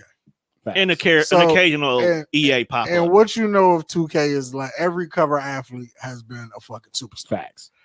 I come from the era where they was putting niggas on the cover of games and you didn't even know Dana Barros. Why? On the cover of like NBA Turn Up. That'd be like on Sega Genesis, NBA Turn Up. Like, what the fuck is this? And then it'd be like some stars, you'd be like, all right, you good, but you're not good enough. Be a cover boy. They put T-Mac on the cover of some random ass. I think it was like NBA starting five. I was like, why the fuck are you here though? That game, them games was terrible. Remember In the Zone, Tom? I literally, that's what I was, not independent, it was in the zone. NBA In the Zone was terrible. You know, one game, NBA game, I want them to bring back though. What? Streets. Streets was dope, Streets. but that's EA though. You know what I'm saying? They got an EA game. But that's how you revitalize EA though, because Streets had that feel to it though. Remember Arch Rivals? Tone, you remember Arch Rivals? You remember NBA Ballers? Yeah, I remember NBA Ballers and NBA Jam, of course. Jam is always that's gonna be forever. He's on fire. Like even to this that day, shit's a part like, of pop culture. You get what I'm saying? Yeah, NBA Jam was so cold. They was like, all right, let's double the money. College Slam. Yeah, College Slam. College Slam was cold. Streets home court. Yeah, but they got rid of that division at EA. As they should have. So the EA big division is what made Streets. Oh, the big. EA big. Well, so the big division, that's where Streets came from. Right, but they went because I used to be the NFL one was trash. Right, like that. Like the NBA, FIFA one was lit. NBA Streets was so good. They thought that was one of them situations where they thought we could slap this name on anything and it's gonna be good. Because NFL Streets was ass. I never played FIFA. How did NBA Live fall off so bad? It wasn't that they fell off. It was they wasn't. 2K was evolving too much. Yeah. Like well, first that was ESPN's. It was ESPN basketball at first, but they got smart with their marketing. Like EA was consistently bringing you out the same game, but only a little bit tweaks. Whereas in 2K would have new features. It was like, let's do this. Yeah. But they did even one better. This game is only $20. So 2K come from Dreamcast, right? Yeah. So it was like Sega. So it was like $20 for this game. That's all we gonna charge. That was where it started to slide. Because even Live 05 is good. Live didn't become ass until 07. Okay. And it was like anything from EA that came out of 07 was terrible. Like I think they were going through like a sale. They were going through a sale. Yeah, they were. It was a lot of shit changing. The game, like, it even looked different. Yeah. It was terrible. And then like that one bad game. And then 2K they started ascending, and then like Live came back. Who had the broken system? And then it was 2010. It was the last two good ones. But then Live wanted to rebrand for 2011. So they went away from Live, and it was called like NBA Elite. NBA Elite. And then they put KD on the cover, but they couldn't get the shit right in developmental. That game never ended up coming out, and then 2K put the best game out ever because that's when they started doing more with the My Career because you could go to like Draft Combine. Plus, they had this whole dedication to Michael Jordan. Ooh. So it was like you could play like all different moments from his career and shit. And let's not forget, they were dropping where everybody else was dropping demos to their game. They would give you like a small preseason full game. Yeah. You get the preseason, so you'll get your high school career or your college career to play while you're waiting for the game to come out. So if you're going to create a player, he already had stats going into the new game. So really, 2K really took the Madden storyline. Yeah.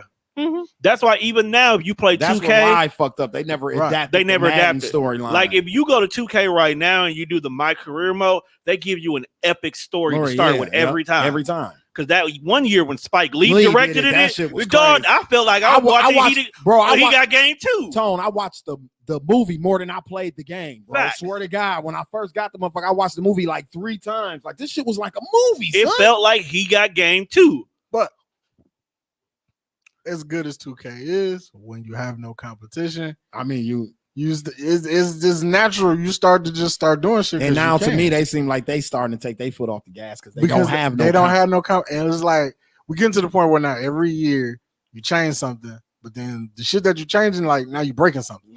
We're in that shot stick still fucked up. Well, we're in that console switch era right now, where you got old gen and new gen. Mm-hmm. So they're building based on the new gen, but certain things can't transition over because the old generation console can't handle it. Right. Like when we first went from PS3 to PS4 and from 360 to 1, if you still had the old console, you didn't get a certain career mode. That's a fact. One game they did not give you a career mode because it was built for the new console. And people was like, well, I don't get a career mode. I don't want to play this game. You can upgrade your console. That's what you need to do to get this experience. So I think that's where 2K is right now. Like issue with me and you with wrestling. 2K has the WWE division, and they skipped the whole year because that shit was trash and broken the year before. 2K, but now that the new console 2K is out, don't know how to make wrestling games. well, that they just kept slapping on a layer of paint on the old one. But now that you got now you got a bigger console with more freedom. Oh, y'all just made me think about the wrestling game at the mall. What wrestling game was that? I hope you're not talking WrestleFest, my nigga. Hey, Is that what I'm talking about? You gotta be. I got to be. Where $1 Million Man used to get interviewed by Mean Gene and shit. WrestleFest. You know that's at Milwaukee Knights, right? That's the same game in there in the corner. Game. Okay. Yeah, same game in the corner. Milwaukee. I mean, wrestling. Oh my god. I used to when I was a kid. I was probably like 10, 11. We lived on 76 and Silver Spring. I think you and Mimi told me this. Red Carpet Lanes was like 3 blocks away from the crib. 81st and Carmen. Walk. Nigga, I lived in Red Carpet Lane. Man. Never bowled though, just in their arcade, bro. Oh God. Bowled, eating French fries, playing the arcade. They be bowling. I be in that motherfucker whooping ass on WrestleFest. That's crazy. Bro. Cracking. I used to love that shit. They actually upgraded it, and they take all like the niggas who ain't got jobs, and they got them on like the 8-bit version of WrestleFest, but it's called something else. Ready to wrestle. Yeah, is what? Oh, you talking about the 8-bit version? No, I don't know. No, yeah, but it's not Fire Pro Wrestling. It's some shit. It comes out every year now. I know what you're talking about. Yeah, it's dope, and they sign all the niggas who ain't with nobody, so they can properly pay him for putting them in his game. WrestleFest was cold, dog. That shit was so real. Tone, how was them graphics that good back then, bro? That was a long ass time ago. Them graphics was dope. And it still looks good to this day. Yeah, I think consoles had their own like developmental kit. Well, I think because you had to take it from arcade and make it home. Make it for a right, so it's kind of like a shrunken version. Yeah, all they did was transition it over. Because believe it or not, 8-bit games back in the days didn't take up as much space as we think. So what's the best wrestling game? How far you want to go back? I'm saying of all time. Here Comes the Pain. Yeah, that would probably be it. That was WWF? Yeah. Okay. SmackDown. I mean, it's not too many people are going to play the out of the country games like, Wrestle Kingdom and shit like that. But at the end of the day, the WWE always copied. So do baseball got a game? Yeah. No, I'm saying what's their signature game? MLB The Show. Yeah, MLB that's The Show. now. The show. Back when EA was the king of shit, every sport had an EA game. Yeah. There was Madden, there was FIFA, there was Live. I remember the hockey. We used to there play was the EA hockey. There was NHL because you could fight on there. And then there was MVP baseball. Okay. And then they had a NASCAR game. Oh, let's not forget the Little League baseball one too. See, EA was just pissing away money. Oh, they was like, who was buying that shit? Niggas was really buying the Little League one. You got to understand, bro. Baseball is white America's favorite pastime. Okay, it's always been that way secretly. Hey, and I love people will raise their sons to go play baseball. I love to play like the video games, but I won't fuck with baseball. I don't really like to watch it until playoff time. I don't like and watching. I'm really be invested because the Brewers look like they going to the World Series. Yeah, so I want to be I want to be 2 Ring City. Baseball is slow to me, but it's video, slow to video watch. Game wise, I do fuck with MLB The Show right now. Like, and that's like, one of my go-to games right now. I was so happy because like PlayStation has owned that. That was ours for years. So this year was the first year. Oh, and that's why they put it in the it's double console. Yeah, it's double console, and it's in the and it was what's that shit you get from the Game Pass. It's on Game Pass. So, but here's how that's how I got it. Here's how they got niggas though. This is how they got me. So the Game Pass, because the game came out in April. Yeah. So the Game Pass was $1. Yeah. So you spent $1 on the Game Pass, and then the baseball game was free. Yeah. So I spent $1 on the Game Pass, and the baseball game was free, and that's how they got me. Same here. And now I think the Game Pass every month is like $14. It's nothing, but it was like that's how they got me. You always get a free game. And now I got that shit on both consoles. I fuck with MLB. It's on my old one. It's on the thing about the show, which is what made video games. Yeah, I play video. Everybody say that about everybody me when they plays find video. Because I'll be like, everybody plays video games. It's just what it is. They play it. Makes a difference. Like I'll be wondering, like, what the fuck does Scalez do in his free time?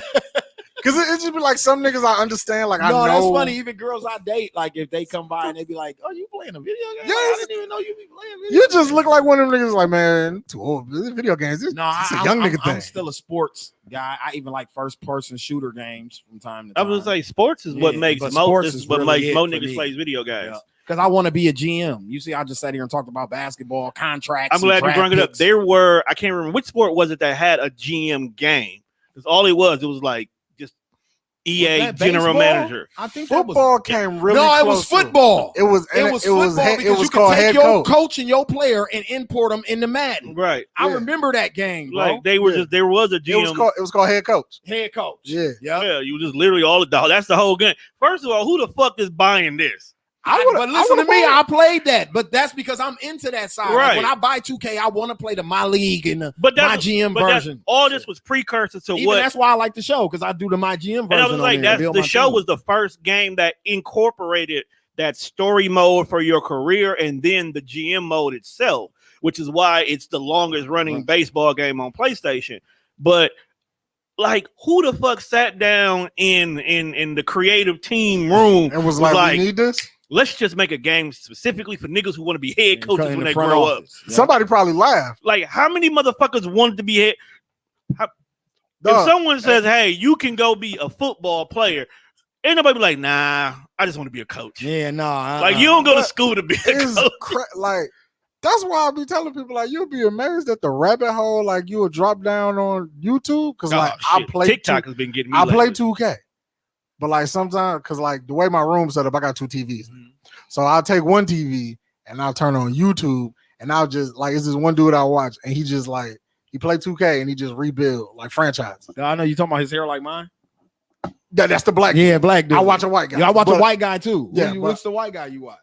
It's like 6 Rings of Steel. I watch him too. And he just like I just watched the video. He rebuilt like the San Antonio Spurs, and I just be like, this should be intriguing. And then like I play 2K, and then you go to 2K, and I'll be like, well, shit. Let me try to do. Let me rebuild some shit. That was me when I literally no, I do the same thing. I used to literally, I would never play the game itself. Me either. I would go to like the my league mode, and I would pick a team. And I would, you don't know how many years I was rebuilding the New York Knicks, bro.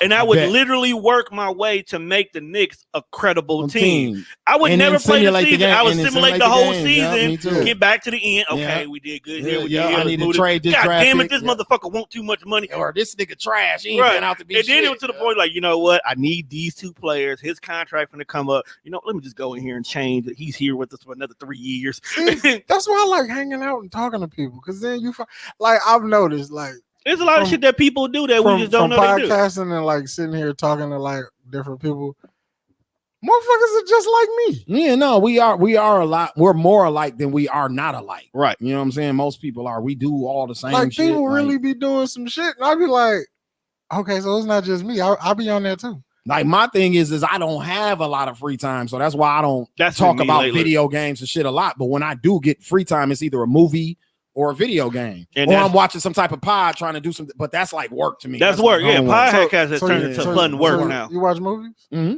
Tell me you watched the Suicide Squad. Did you watch the new Suicide Squad? I haven't watched it yet, but I planned on watching it. You gotta watch it, Doug. Because they said it's more funny than it is anything. It's that's not kid. I don't feel it's kid friendly. No, I heard definitely not. Yeah, definitely not. My daughter loves Haley Quinn too. I'm sure Chase probably seen the movie, and I ain't seen it yet. Because she got my HBO Max. She's already watched at least the cartoon, so she seems the worst of the worst. Did you watch the new Space Jam? No. I ain't How did you not watch the new Space Jam? Because I'm scared you to. Are a podcast. We talked about it, but I was scared to. Don't be okay. Space Jam was good though. Because I'm gonna go into it thinking about the and you got to take that out. You got to take that out. There's only going to be like 3 things in there that's going to make you remember the old. You got to look at it as a brand new concept, bro. Yeah, you just got to go in and knowing that like when they take things from our past and bring it back, it's not because it worked for us. So they figure, well, we revamp it and make it and give it a coat of paint that fits this new generation. It makes it more current. It'll work for them. We gonna watch it because we watched the first one, but it's not the replay value is not gonna come from us. It's gonna come from our kids. Anytime I could take time out to get high and watch some shit. No, I like I said, Suicide Squad was on my radar. I just had you gotta watch play on Space Jam. It's on my HBO Max. You gotta watch it to understand the Milton joke I keep making. What have you been watching?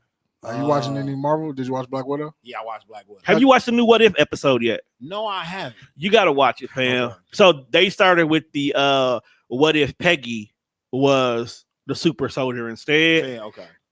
Damn good. Yeah, I didn't. So what they did with this one, not to give the thing away, but what they did was the Loki situation at the end of his What If is supposed to be the Watcher telling you some of them branch realities that happened. Kind of almost like some Tales of the Crypt type of shit. Okay, basically. Yeah, so because this is what happened, here's some Twilight Zone. Here's some situations that are variants of what could have happened. Zone, by the way. Which do you like, the current one with Jordan Peele? I haven't seen the current From one. what people been saying, I think he's on Chiller or something. I'll let you know. I'll let you know next week. But Jordan that's Peele, why I love Pie. I just find, like, you don't look like a nigga that watched the Twilight Zone. No, I'm Twilight Zone. I'm all that. Type of shit. I'm gonna keep. What was the other shit? It wasn't the Twilight Zone, but it was something similar to it. I used to watch Unsolved Mysteries. It wasn't Unsolved. Fuck Unsolved Mysteries. But fuck Unsolved Mysteries. I'm scared of it though. That's what I'm saying. Fuck Unsolved Mysteries. I used to watch Agent Scully and Mulder. I used to watch X-Files. X-Files used to crack. X-Files, man. That was great television for the 90s, bro. And didn't they leave you on a cliffhanger still? Yeah, I think it ended on a cliffhanger. It ended on a cliffhanger, then you had to watch the movie. But even then, the movie was a fucking cliffhanger. No, I'm a Twilight Zone dude because I'm a history and science buff, and those things base everything that they do off of what you think you know, and then they give you a warped you know what I mean? It's this warped image of I heard it was coming back. That's the Jordan Peele. That's the Jordan Peele one. X-Files. Oh, word? Yeah, I heard they were talking about rebooting. It was going to be a reboot, but I didn't know if they was bringing the original characters back or if they wanted to put a little twist on it. I remember the music, how that motherfucker used to come on and everything. I used to fuck out the X-Files, bro. X-Files was cracking. Yeah, it was dope. Mulder and Moldy Mulder and Scully. I feel like I ended up watching a lot of shit randomly because I watched wrestling. So it was either something that came on before wrestling or it was something that came on after wrestling. I got stuck watching it. I just watched Tenet the other day. That was different. That was good. It was good, but it was different. It was different. Yeah. It was different. So let me make sure I got it right. Wasn't it they had a contraption that made things go in reverse, but those who had it would still go at the regular speed. So this whole 1 hour and 30 minutes, we've been doing what we're doing. Meanwhile, somebody is reversing that whole time backwards, and they're doing shit during the time we're being reversed. Think of what was that movie with Anthony Mackie in it? It was something Bureau. It wasn't Tupac. Will you let that go? Please. Captain America was Tupac. And Notorious. No, he was so terrible in Notorious, bro. Speaking of Notorious, can you tell your boy to upgrade his movie quality, bro? I feel like you know him. I feel that's why I keep saying. That's why I say it to you every time, because I feel like if you don't know him, you will run into him soon. Because I'm in a group with a nigga who looked just like him.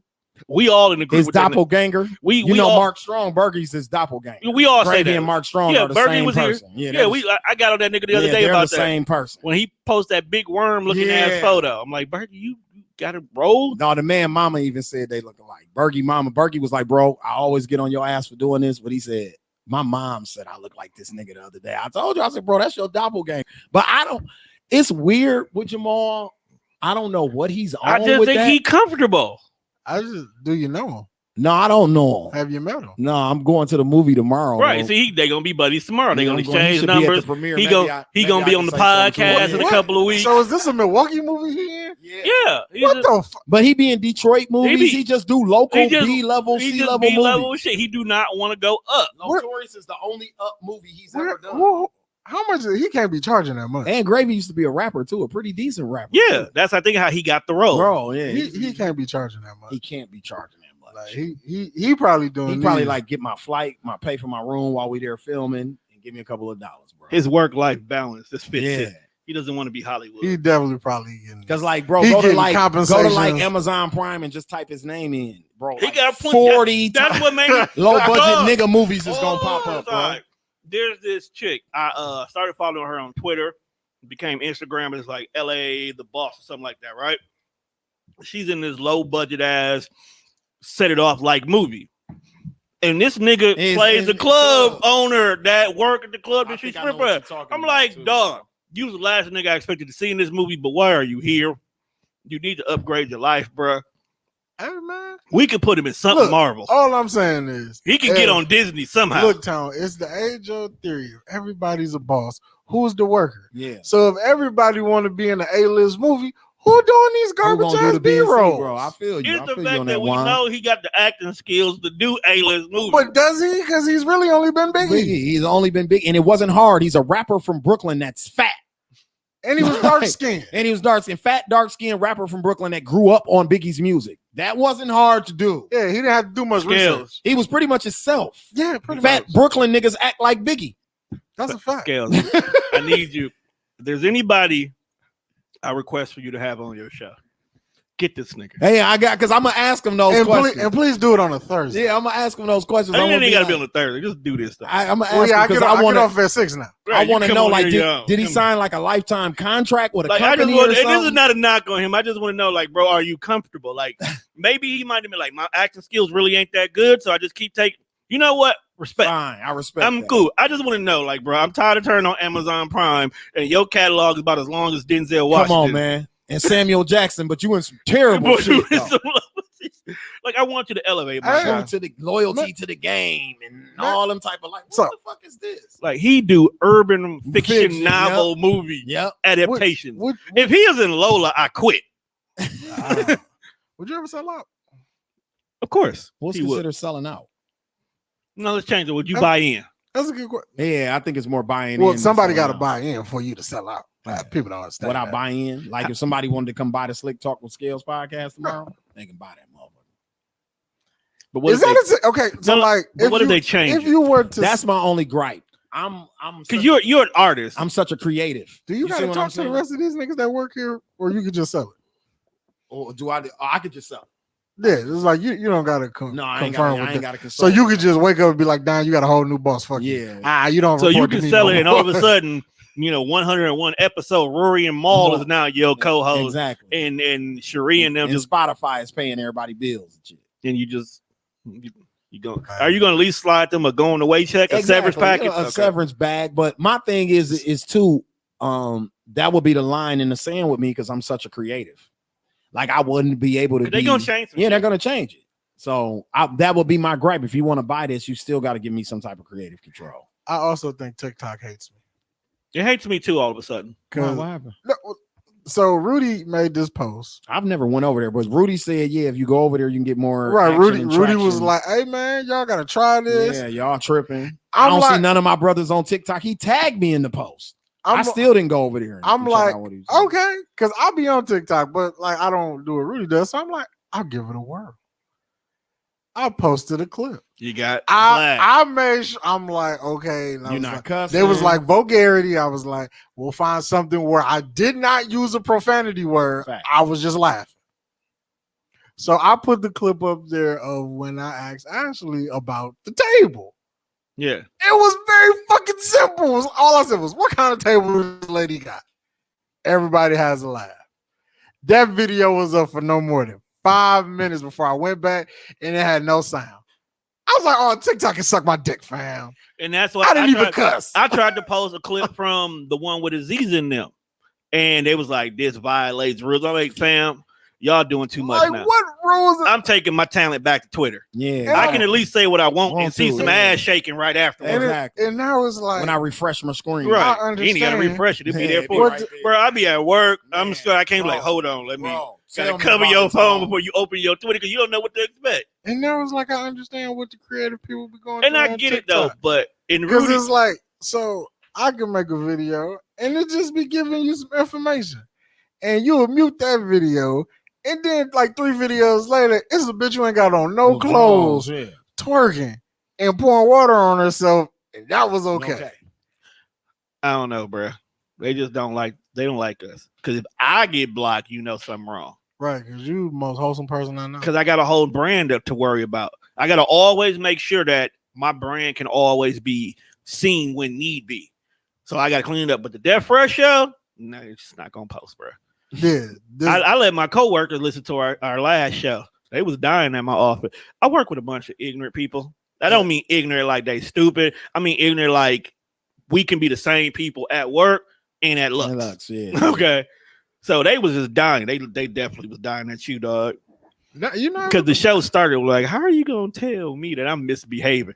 Off top, they was dying. Because you can't tell a grown man you misbehaving. No, Bro, were you not on some ill intent?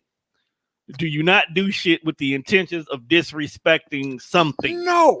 I mean, not the people. Something, yes, but Yeah, not it's people. misbehaving. I'm just. Did you see who we had in the building last week? She wants to live a normal life, right? She talking about, oh, I'm normal. Like you walked. Yet during the you walked conversation, your whole thick ass in here to say hi to Scales like he wasn't gonna stop trying. it wasn't even the scale that stopped. It was B Jones' first time seeing her. Off too. I'm just better at controlling mine. Because you've seen her enough time. Yeah, exactly. But that was Jones' first time. She admitted she stopped traffic before. I believe it. She admitted. Why wouldn't she? I wonder what it tastes like. But shut up. Man, I got so many inboxes when I had that girl on my show. From her ex-husband and everything, my nigga. She told me about that. That's when she had to go on Mike's show. Yeah. Do you think it tastes like coconut water? Shut up. I don't know, bro, but that thing nice. That's what I'm saying. Like it's And you know the funniest thing in the world? like passion fruit. When I first met her, I didn't even notice it. We didn't notice it until she stood up. I didn't notice it on social media until the day she came down here. And that's what I told her. I always thought like in the face from her, like her picture or whatever. I always thought like, oh, well, she's cute or whatever. Yeah, like, but then when she came down here, I seen the full package. I'm like, what? And you how? Oh my God, lady. Just hit 40. Yeah, that's right. Looking 40 like and that. free. I was serious. You just cut that out. Like I can just only imagine what her DMs and shit look like. She showed us that once before too. Filthy. Y'all didn't catch me in that, did y'all? Filthy. No, you wasn't in there. I might have been in that moment. Look, you know what? I want niggas to be like, you know what? If a woman ever shows me her DMs, I would never tell who's in there. Because first of all, it's not my business. But you'd be surprised who slides in directions they shouldn't be sliding. I want niggas to be okay with the fact that you slid in somebody's DMs. Like, bro, if you was there, you was there. If you was there, you was there. Who cares? Like, what you supposed to do? You ain't gay, is you? Right. She like, is very attractive. You'd be wrong not to slide in that. I'll be looking at my DMs. I'll be like, damn, man, I gotta stop smoking. I'll be somewhere everywhere in the middle of the night. No, have you ever gone back to your old Twitter feed and looked in your inbox? Mm-hmm. And then you realize who you used to talk to? I looked at my inbox one day and I was like, you know what? I've given out my phone number a lot. Back in the days, a lot. Like I was giving bitches my phone number worse than the nigga in the whole Milwaukee posting about he got loud. Like a lot.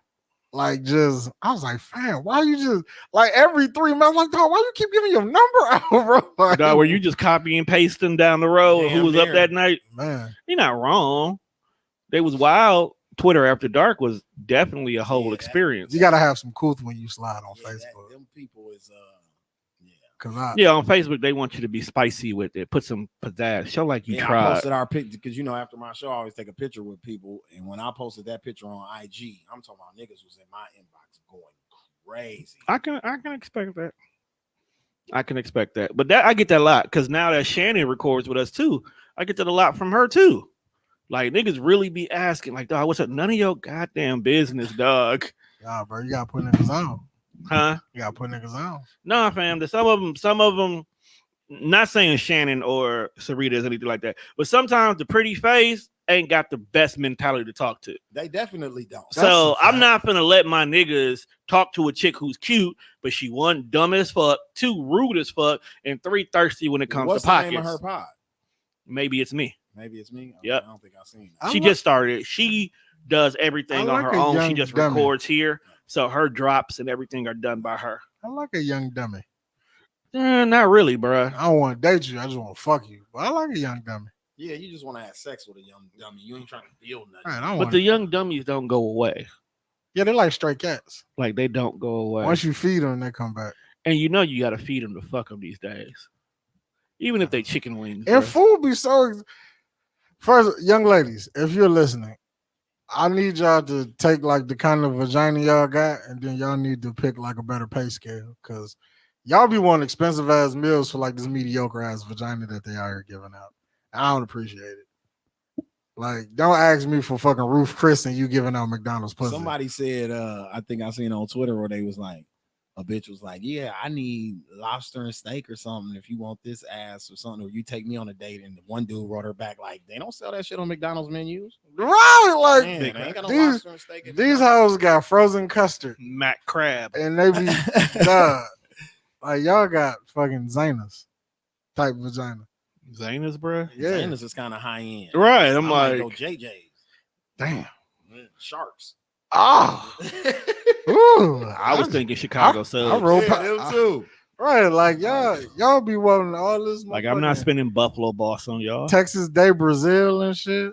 They don't even know how to spell. Do you that. know you have value meal pussy now? And you want Texas You want Carson's. Right? Yeah, right. You Capital want me to Grill. feed you Carson's, and you out here Carson Daly giving out you lunch. get a sandwich from him. You giving out lunchable pussy. You okay, Juan? Am I okay? Has somebody offered you lunchable pussy recently? Yikes. No, not in my present life. Not the oily lunch meat in the pack. Man, Lunchable the meat brick, be the oily. brick cheese. Is it to make your own pizza one? That's kind of high end. Nah, bro, because I never understood the fact that you're supposed to make this pizza but not cook it. Yeah, you don't cook it at all. So hey, that's a wild. that's wild when you think about it, bro. That's a wild thing. Pack of sausage It's on some cheese pita on bread, there. cheese. That sauce cold as a motherfucker But because you're you not know supposed niggas keep the Lunchables in the fridge. So the sauce freezing. And you're not, So it's That- cold pizza, pretty much. That piece of bread cold as a motherfucker. right. I'm not. No, I would never give my kids. Who the that. fuck out in the boardroom was like, that's the one.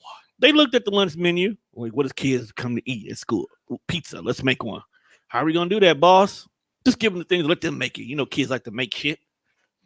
Kids used to go crazy over the fact that they was making their own little pizza while everybody else was eating the hot ham. Yeah, but no one has hurt me. It's just I read social media. and You then- can't go off of social, No, especially Facebook. I'm not Right going. gas. I'm not going off of social media. It's just like the thought of like there's really someone in the world. Like even if it's just a repost, there's someone in the world who thinks like this. Yeah, and fact. they True. think that this is like the post that Tori put up Which when one? the chick took a picture of her son pumping gas. Yeah, oh, that was so and, fake. and she put Bruh. all the sauce on the Yeah, caption. Bruh, here's the crazy shit. So I clicked on it to go look at. Maybe she just being funny. No, bro, that is her. She's been doing this. It's like 3 or 4 of them in a row, Right. basically making it seem like her son is the great. That's bitches who date their kids. That I tell you about. Yep. Where they And make their then kids the kids, man in they the man, household. yeah. Right. So when they get older Yeah. and he go get a real woman, Or he don't want to listen to her motherfucking ass, and he a Kia boy. right? Yeah.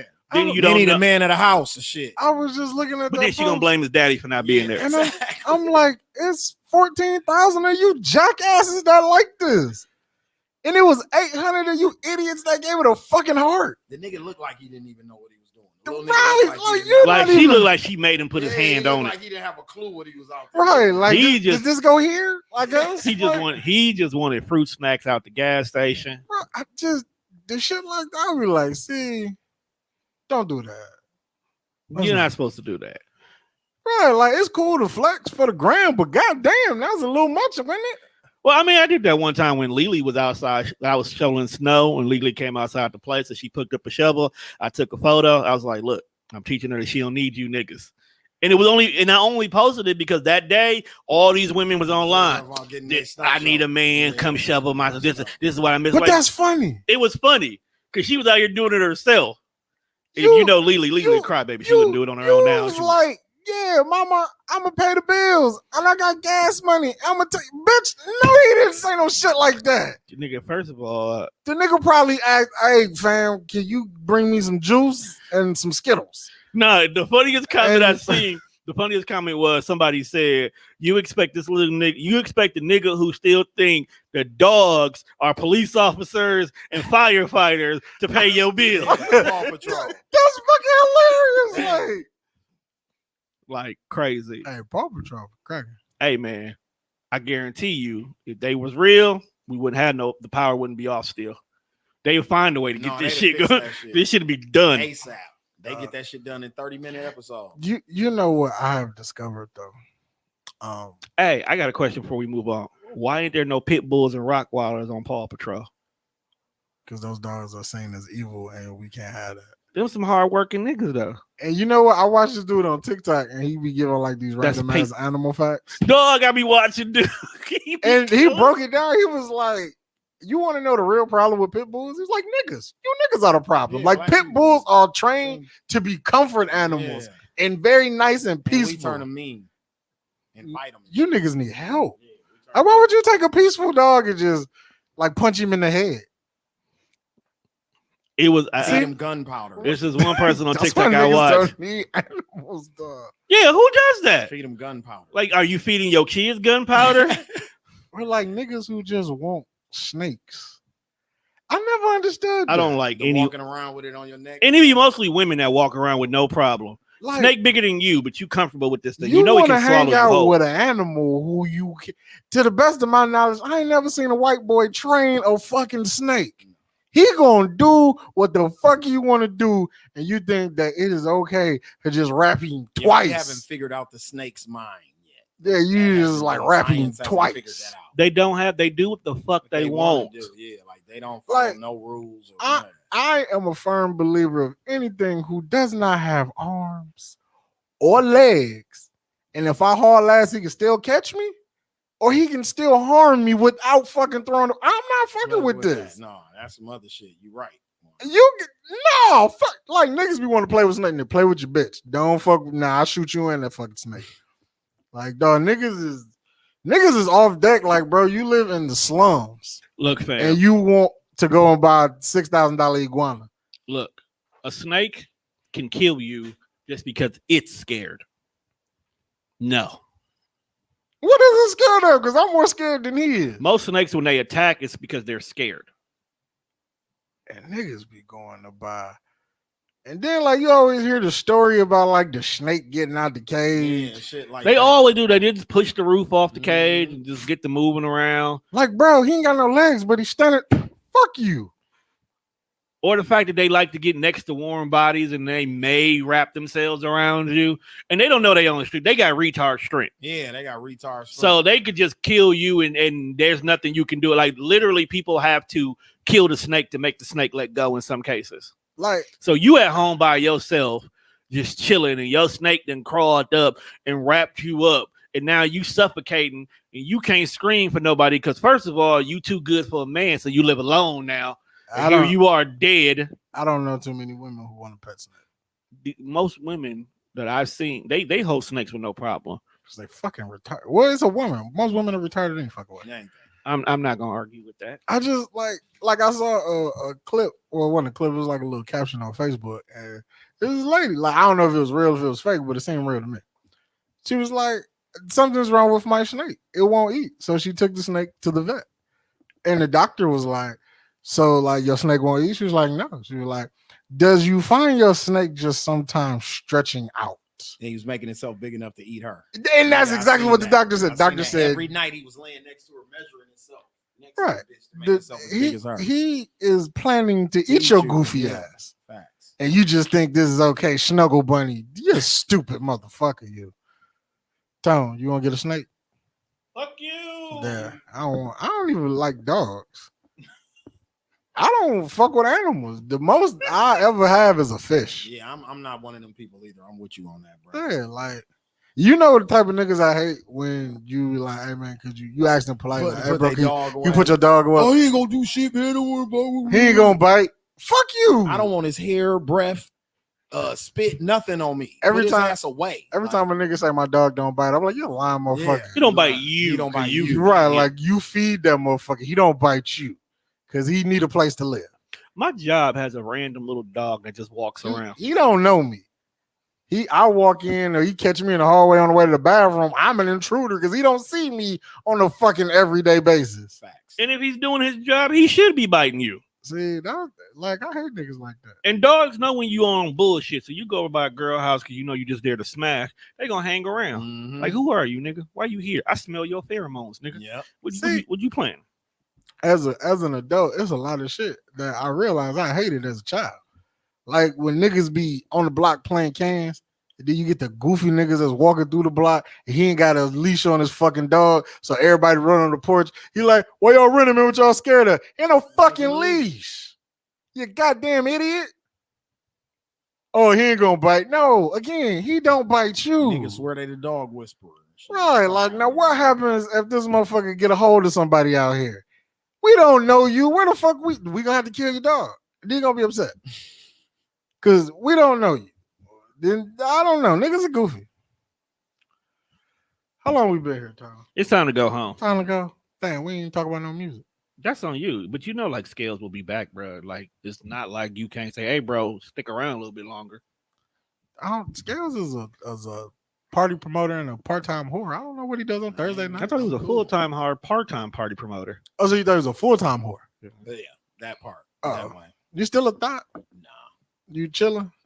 Are you chilling because you chilling? Winter, dog. I'm chilling. Are you chilling because you chilling, or you just chilling? I'm chilling because I wanted to chill. No, that's cool. You know, Ain't nothing wrong. I needed a break. Every once in a while, thoughts have to, sit down and refresh. Cool off. You got to charge your battery. Reset.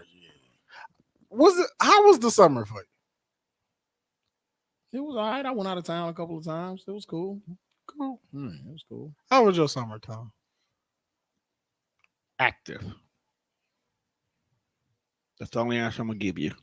So, because I've been to Puerto Rico, I've been to Atlanta, I've moved way across state lines. Atlanta was cool. I don't see why you like it so much.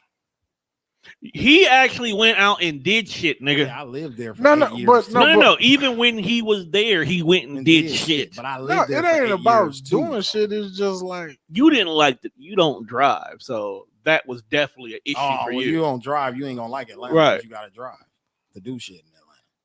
But not driving. And then even if I did drive, I would understand why I hate this shit. And I don't know if we just picked like the busiest weekend to be in this motherfucker. It's like everything was busy. Everything had like Atlanta.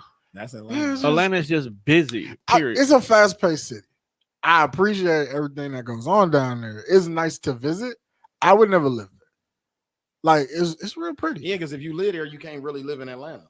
That's right, and that's the thing. Who say they moving to Georgia or live in Atlanta, they don't live in Atlanta. No, like 40 like, minutes outside. I feel like it's Atlanta, hard to live in central Atlanta. Yeah, I feel like Atlanta is like an upscale version of Milwaukee.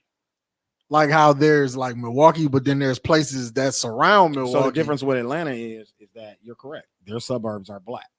Right. So Lithonia, where Usher and the Migos are from, that's a black affluent suburb. That's where black principals, black pastors. I don't know who lives where we were. You know what I'm saying? Then you got. We were in the Asian community. We was in the Asian community, bro. The fact that everything was written in Chinese and then English. Yeah, it's a heavy where we stayed because we was probably like 30 minutes outside of like downtown. But I will give something that I give Atlanta credit for. Every little pocket neighborhood also had a thriving business district. Absolutely. So you didn't really have to go to downtown Atlanta unless you wanted to get everything you needed. Everything was right there in the subdivision. Yeah, it was in this little subdivision. Everywhere is down there. And shout out to like, hey, if you like Popeye, stop eating that shit up here. Because that shit down south here way KFC different. And everything tastes different. If you like Hennessy, stop drinking that shit up here. Hennessy was better in Atlanta than it was. And then like even the DoorDash menu for like Popeyes was different. Like Popeyes had a $20 family meal. Got like 4 sandwiches, got 8 pieces of chicken, and like 4 apple pies. Fucking amazing. 20 fucking bucks. All together, it was probably like $28 because it was DoorDash. You know, they got to get theirs off the top. I got back home, looked on DoorDash. It was like, you could get 12 pieces of chicken for $40. I was like, you motherfuckers are terrible. But we allow it, though. No, I didn't order. I know you didn't. But it's people who will. Like, that's norm to them. Mm-hmm. We should take more trips. We should. I do plan on it. You know, I want to go see a different city next year. Yeah, because I'm done for the year. Where you want to go? I don't know. Let's go west. Let's go west. All the cities that we drove through to get. I'm not driving to California to go. Let's go to Cali. No, but like all the cities that we drove through, like I kind of want to go back. Like wherever the fuck that big ass crossing was. I'm not stopping there, bro. Let's not stop there. The church was smaller than a normal house, bro, and the cross was big as the fucking Statue of Liberty. I'm not stopping there. Yeah. That is a fucking commune over there somewhere, bruh. There are people who wear potato sacks living in the grassy knoll. I feel like we were somewhere between like Kentucky and Tennessee when we saw that shit. So that alone, Kentucky and Tennessee. Not for You, niggas. you know what else baffles me about a road trip? Like, we've driven to places before. So, like, when you stop at the rest stop, Are and you then talking there's about the Meg, sign. the No. Clydesdale? But then, there's the gas station. Then it's usually connected to a restaurant. It might be The McDonald's. Hardee's or something. Why the fuck does everything have a help wanted sign? There is nothing around this particular place. Who the fuck are you hiring? Yeah. And how the It's in fuck the middle did of they- nowhere? Yeah. Like, I can't even email you the address like that. Just how I get there. Well, you drive up like 270 for 3 hours. I'll be here. I don't know what else to tell you. So how the fuck I get here? I mean, we are in a like global recession, so everybody's looking for help because don't nobody want to pay nobody. Tom, But I feel what you said. You're gonna need more help to get there than Right, the I feel fucking help. because that where did we stop at? Was that Denny's? Yes, and they need the help. They had a help one. Well, the fuck, it was a whole family working at Denny's though. And dog looked like Luke Perry. He did look like Luke Perry. I'm sorry. Everybody was working there. Denny's as family. So 9 times 10, somebody probably just left to go to college. So they need to replace this person. But again, all it was the rest stop, the Denny's. There was a gas station across the street, and there was a Burger King that nobody was working at. Burger King was so desperate for help. They was like, look, we short staffed. We don't even have the lobby open today. This was in Tennessee. We don't know where the fuck we was at. And I think we was probably like an hour away from being home. Yeah, we was like at outside of this point. Illinois. We was like in Illinois, lower Illinois at this Oh, point. okay. No, the Waffle House we went to in Tennessee was Bruh. whew, Meg was bigger than the Waffle House. Meg the Clydesdale. Like, dog, when I tell you, you ever seen a big, healthy white bitch Yeah. where her stomach is bigger than her They ass? gonna ban that off YouTube. You cannot say that. Big, healthy And no, the big healthy was fine. It was what you ended it with. white bitch? Don't say it again. Was she not white? She was white. Was she not a big bitch? She was pretty nice to us. Was she not a big bitch? She was big. I don't see what the problem is. I just, you can't be saying white bitch all over the internet. Why not? Because for one, it's Bill Gates' internet. No, it's I'm not. sorry, it's Al Gore. Al Gore. It's wait a minute, it's Google, so it's not either one of theirs. YouTube is Google. Doesn't matter. Yes, it does. It makes a big difference. See, he always telling me what I can't say. And I asked him politely not to say white bitch, and all of a sudden I'm the problem. Bitch, bitch, bitch, bitch, bitch. Oh, Kyle's mom's a bitch. She's a big fat bitch. She's a big. We should bitch, go to bitch, bitch, Ohio. bitch. Why? Did you not just hear us explain how there's not shit there? Fucking Dave Chappelle doesn't want to stay there. Yeah, Ohio's trash. Well, first of all, I only wanted to go because it's a wrestling event. It's not like we finna just be in Ohio. It's not You like I made was it- like, you let's made go it to the sound- Buckeyes. Look, the whole conversation was we need to take more trips, and out of all the places you choose Ohio. Look, bruh, I'm sorry. I should have led with more information. definitely. Okay. I mean, usually you would say why you want to go to Ohio. We just got done talking about trips, so I just assumed that's where And we then- still were. And then I was just gonna say, well, it's wrestling, so we should go see the wrestling But- show Okay. if they don't shut the world down. Because I was like, let's go to Cali and hang out with no, we go. Baron and them. Yeah. Do you feel like they're gonna shut the world down again? Nope, they Look at can't how afford They to. can't afford. They can't afford They to. ain't finna be giving you niggas no more. They don't wanna give us no more money. $2,000 of shit. They not doing that. Give me some more money. And I get Somebody walked in like, hey man, y'all might have to cut these niggas off. They just gonna mandate. I think they're gonna go back to try to mandate masks. That's about That it. shit don't work though. That don't work either. They publicly have said the masks really don't work. No, they don't. You know what? The Like, vaccine don't work. So Not none anymore. of this shit works. I would feel a lot better Tuskegee all if- over again. if like whoever's running this shit, if Kamala or if Biden want to just get on TV We and be did like, it, look, Joe. bro, COVID is COVID. You're gonna get sick, whether you got a mask on or you don't. We're not shutting the fucking world down because it's too expensive to keep paying you niggas. So go have fun at your own fucking risk. If you are not comfortable with going outside with 10,000 people, then brother, don't fucking do it. But if them three niggas feel like a 10,000 seat venue is where we need to be, just know that you walked in this motherfucker under your own risk. So if you leave the show and now you have symptoms of your asshole falling out, you didn't have to be there. Here's the thing: they have not figured out a way to administrate some form of remedy to suppress COVID that they can make profitable yet to say something like that. The minute they figure out how we can make money, well, they'll tell you, yeah, you can just go back to normal. All I know is, yeah. See, the vaccine is how they making money. So right. That's why they pushing it so hard. All I know is I got one shot. I ain't getting no more. I didn't get none of them. And it's not that I don't want to. It's one, we've gotten to the point where there's people who've gotten sicker after the shot. So I'm like, first of all, I can't take that risk. I don't want to be the nigga who died because he went and got the shot. Okay.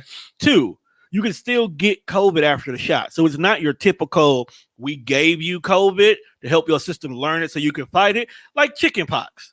You talked about that on your show Tuesday, how they would put all of us in the room. You get chicken pox, you good. So if anybody else got it near you, you don't give no fuck because you won't get it again until you old and get shingles at that point in time.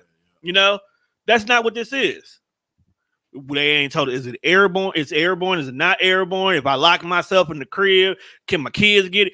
Until they tell me kids got to be vaccinated, then I'm not in a rush to get it done. I have a nurse that's a wife. I have a wife that's a nurse. I have 2 sisters. I have CNAs. None of them have gotten a shot.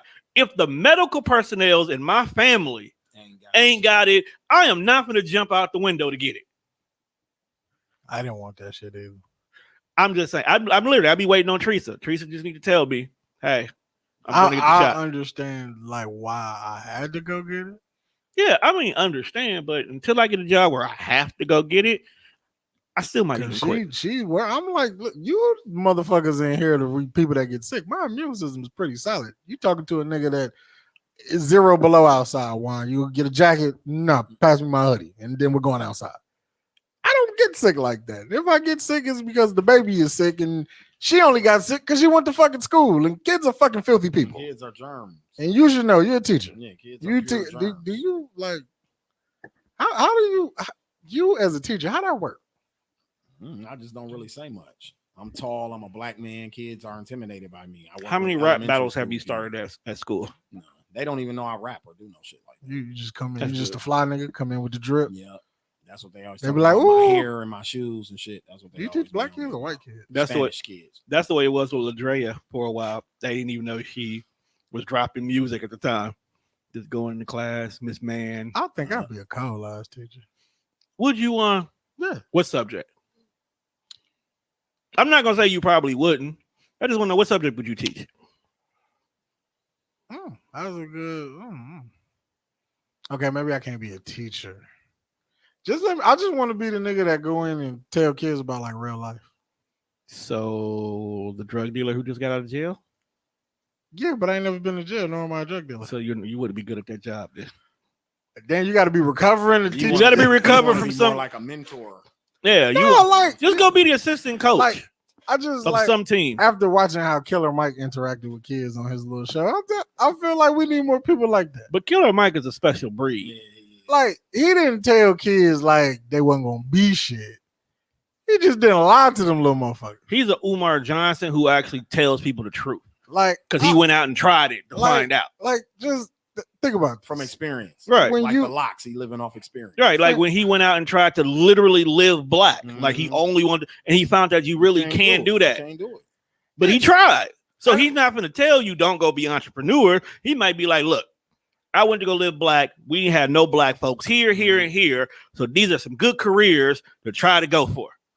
See, I fuck with that. See, and that's why I just feel like I'm 33 years old, and it's like when you think back to when you in like K5 and they don't listen. The teachers, you know, what do you want to be when you grow up? And then there's the kid that's like, I want to be a doctor, I want to be a veterinarian, and, you know, I'll be a firefighter. And then the teacher goes, you can do it.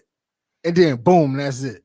She don't say you can do it, but you're gonna be in fucking debt for 3 years, or the fact that you're gonna go take all this schooling and probably never be what the fuck you wanted to be. That because they're not supposed to do that. No, like when a little kid up until Obama, if a little black kid said they wanted to be the president of the United States, white folks wasn't telling them, nah, give that up. That's why I respect my guidance counselor from high school. She was like, that's the job for you. Like, I respect her because she kept even though those rarely exist now. She kept shit a buck with a nigga, that position, which is dumb. Yeah. She looked at my motherfucking grades and was like, You got to do something, my guy, or you gonna be in this motherfucker for 5 years. Do you really want to be in high school for 5 years? Just imagine you watching all your friends walk across the stage, and your dumb ass got to come back for another year because you can't get your shit right. Now, I ain't saying that that's the best approach for every kid, but it works. But sometimes niggas really need to hear the truth. Like, you he, because we had a president that passed a law where there's no child left behind, so we ain't gonna do nothing but push your ass out the door once you 21, or I think that was the cutoff when I was in high school. You got to be here till you was 21. If you can't figure that shit out by 21, you gotta get the fuck on. But they don't got nobody. Like, she was honest, and I'm like, well, I don't want to be in high school 5 years. She's like, okay, good, that's a start. So now this is what we could do. Found out that I had to go to an alternative high school, which means I had to leave all my niggas. I had to go to school way on the side. And my intention wasn't even to go to school on the south side because they had just built, you heard of Kilmore South, right? They had just built the north side campus on 27th and North. Okay. Went to go sign up. The person that we were signing up with. It's in that same lot with the dollars. Yes. The Family Dollar. It's in that same so we went to go sign up, and the person that was doing the applications happened to see my last name. She said, oh, I know your peoples. Told my mama, I'm going to take them on the south side with me in good hands. I got to go to school for 3 hours a motherfucking day, and I graduated. So, like, just sometimes kids need, like, honesty. Like, you don't got to be a dick about it, but you have to let motherfuckers know, like, what your fantasy is ain't your fucking reality. True. Like, I get it, you got all these high hopes, but you ain't doing the necessities to get to your high hopes. Yeah. So you want this 6-figure job, and you probably just gonna be a Walmart nigga all your life. Damn.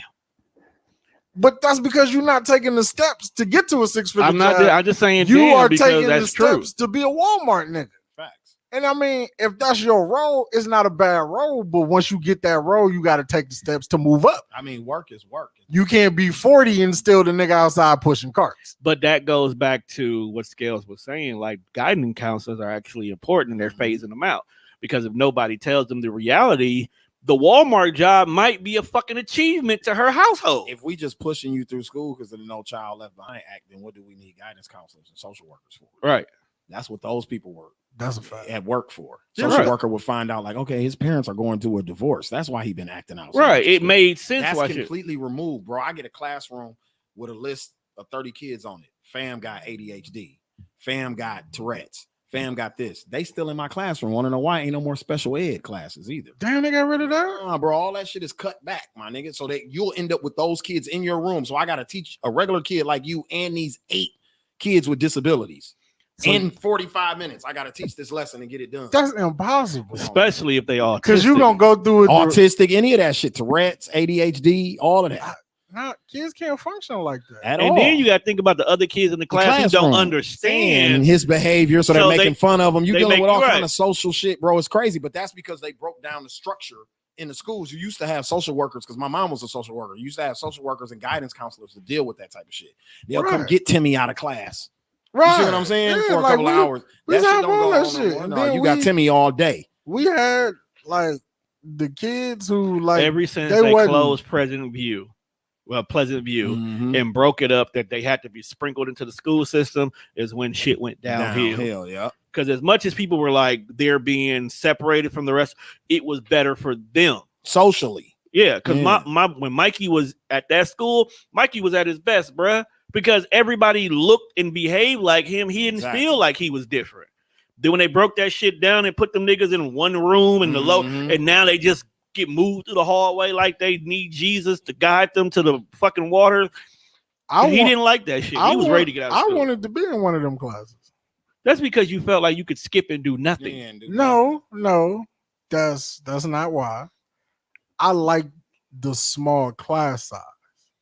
So you I can't. You need a different school. So the alternative school was the best place for you to be in. Like, that should have been your method of school. I couldn't function in a class of 30 people, because then when I need, like, the extra, hey, come here and explain this one more time. We don't have so time. I just explain to you as a teacher right now, you don't have time for that. You don't have time. So, like, going to an alternative school, it was cool. Like, because I was still on regular school time, so I was used to getting up early. So 7 to 10, it fit me. There weren't that many people in the classroom when I got there at 7 o'clock, because why the fuck come to school at 7 when I could show up at 10? So it was a very small class size, and then all the work was done on computers. It like that was the kind of school I probably did because it's like you're an independent worker, and she let me work the way that I wanted to work.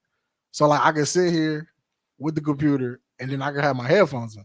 So I'm not bothering nobody. I'm sitting back in class, and I'm doing all my work. I'm getting shit done, and like yeah. So that would only have worked good for you for so long though, because eventually your social skills would have been ass. Terrible. And then we're throwing a non-sociable person out in the real world, and then we're wondering why McDonald's are getting shot up. He's having trouble. My social skills is why the fuck I almost didn't graduate. But that was good. It was a good that you got that in the beginning. You need a school where the important classes came from 7 to noon to 1. You transferred to another school. 1 to 4, you went to a regular school for whatever unnecessary bullshit they make you take. That way you still got your social skill. You're still with people, but the real shit that you need to get the fuck up out of here, you took care of that already at the way you moved. School is fucked up anyway. Because my sister, when she was living in Madison, she did all her major stuff online, and then like 2 times out the week she went to the campus, and that's when she did all that social stuff, like the gym classes and help with all that stuff and all that. I wish they'd let me go back to actual regular school for gym class. You didn't do shit in gym. So you said it. This is not even a factor. Just you personally saying you didn't do shit. I told my coach, like, look, bro, I'll fuck with you, but you're not finna kill me twice. So if I show up to gym class, guess where I'm not gonna be?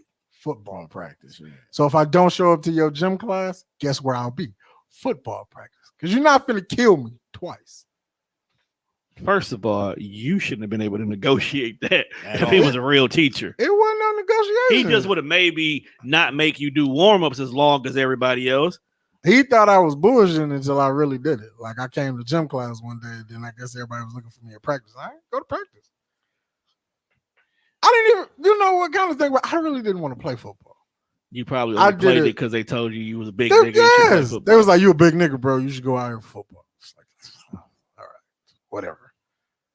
Then got you an all-day bus pass. It did. But it's like, the torture of football is torture. Like, because once you have agreed to play football, your summers are gone. Oh, yeah.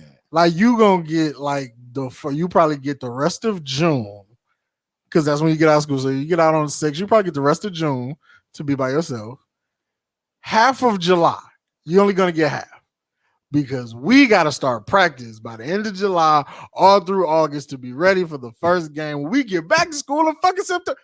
I never understood why the first game was literally the first week of school. Wasn't it? And then we out here doing fucking 2 a days. So that means we got to be in practice by 8 o'clock in the morning. Why was y'all doing that shit? 2 a day, so we do from 8 to 12. So he could get paid. And then you get a break. So you go from our coach was a health teacher. Checks. Yeah. So that your teaching check don't got nothing to do with your coaching check. See. So that's 2. He was getting a teaching check, then he was getting 2 checks a day, 1 for the morning practice and 1 for the afternoon practice. Was you at least a winning school? Hell no, I went to South Division. We was out here practicing hard as a bitch to get killed every fucking weekend. Y'all being decent. I can't even think in my lifetime had a decent I'm team. thinking because at North we didn't start summer practice till August. South didn't get good until the year after when everybody was gone. Like I think like 06, 07, they made it to state. I'm not sure if we won the state championship, but we made it. Like we had a nigga from the school make it to the NFL. Okay. Fred Williams.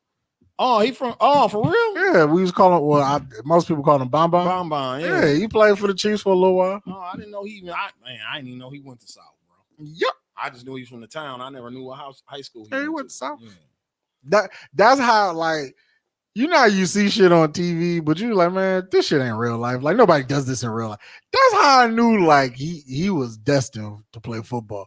Like we lost one game, and you thought, okay, we lost. Damn, we suck, nigga.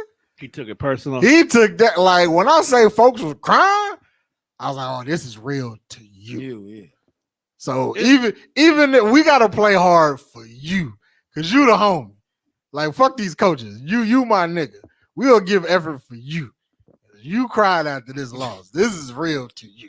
I mean, it be like that sometimes, bro. I was just like, nigga, I was happy to get in the fucking game sometimes. That was probably his way out the ghetto, bro. I was happy to get in And the every game. loss made him not look like he was valued. Like, do you know how much slack you get when like your jersey is clean at the end of the fucking game because you didn't get no clock? I do you one better. We had a nigga on our team, never got in the game. Somebody who was playing, helmet broke. The coach went over to Dog, was like, "You're not using this," and literally took his chin strap off of his helmet and gave it to the dude in the game, like right there in the middle of the game. I'd have quit the team. I think he ended up doing it after that. It's like, dog, like you just football is crazy. Just took his chin strap from him mid game. Like, bro, you're not getting in. You playing in high school sports? Yeah, I played high school basketball and a little college basketball. What? You was JUCO? No, I played at Morris Brown. Boom. Yeah, I played. That's a black college. He got drafted. We was D2. You know, he had to go where niggas went. Would you ever went to the league if you was good enough? I think if I'd had the compassion like you said, Buddy had, yeah. But I didn't take shit serious like that. I wasn't crying after no games. Yeah, if we lost, I didn't really give a fuck. I used to be mad because I'm a sore loser, but I wasn't mad because the team lost. I would be mad because I lost. You get what I'm saying? Like, I didn't give a fuck about them niggas for real. I'm just a sore loser in anything. Video games, bowling, chess, checkers. It don't matter. So that's what I'm saying. Nigga, how you a sore loser in chess? Nigga, you have to think 6 moves exactly. ahead. And if you I lose, knew you was gonna lose before you got there. I'm mad at myself before we even get to that point. But yeah, I played high school ball all 4 years. I went to Mesmer 2 years, and then I got kicked out in the summer. And then my last 2 years, I went to Menominee Falls. I was all conference my senior year, second team. And then I went to Morris Brown. I didn't go on a scholarship or nothing. I walked on. And I didn't even have a partial or nothing. I really be saying how you a bougie nigga. Yeah.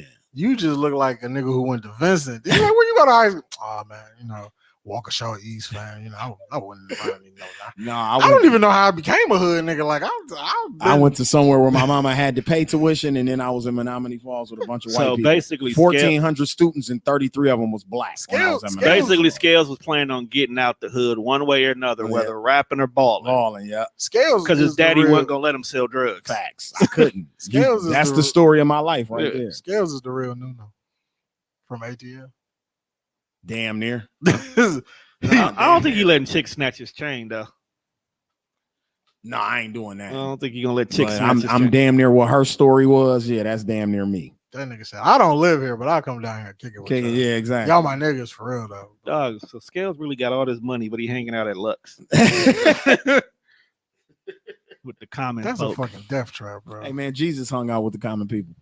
Jesus didn't have no money either. He didn't have no money. Jesus was broke, but he came from a divine person though. That's what we know. Yeah. He gotta go hang out at Lux with Scalez one night. I've been to Lux before, bro. It's hot been there. Yeah, Tom been in there. You don't get out. I might just be bored one day and drive down there. It was like, hey, hand me a beer. Don't nobody tell me when they're going nowhere. You don't be wanting to go nowhere. I'd be like, what you doing? One, I got KK. You didn't ask.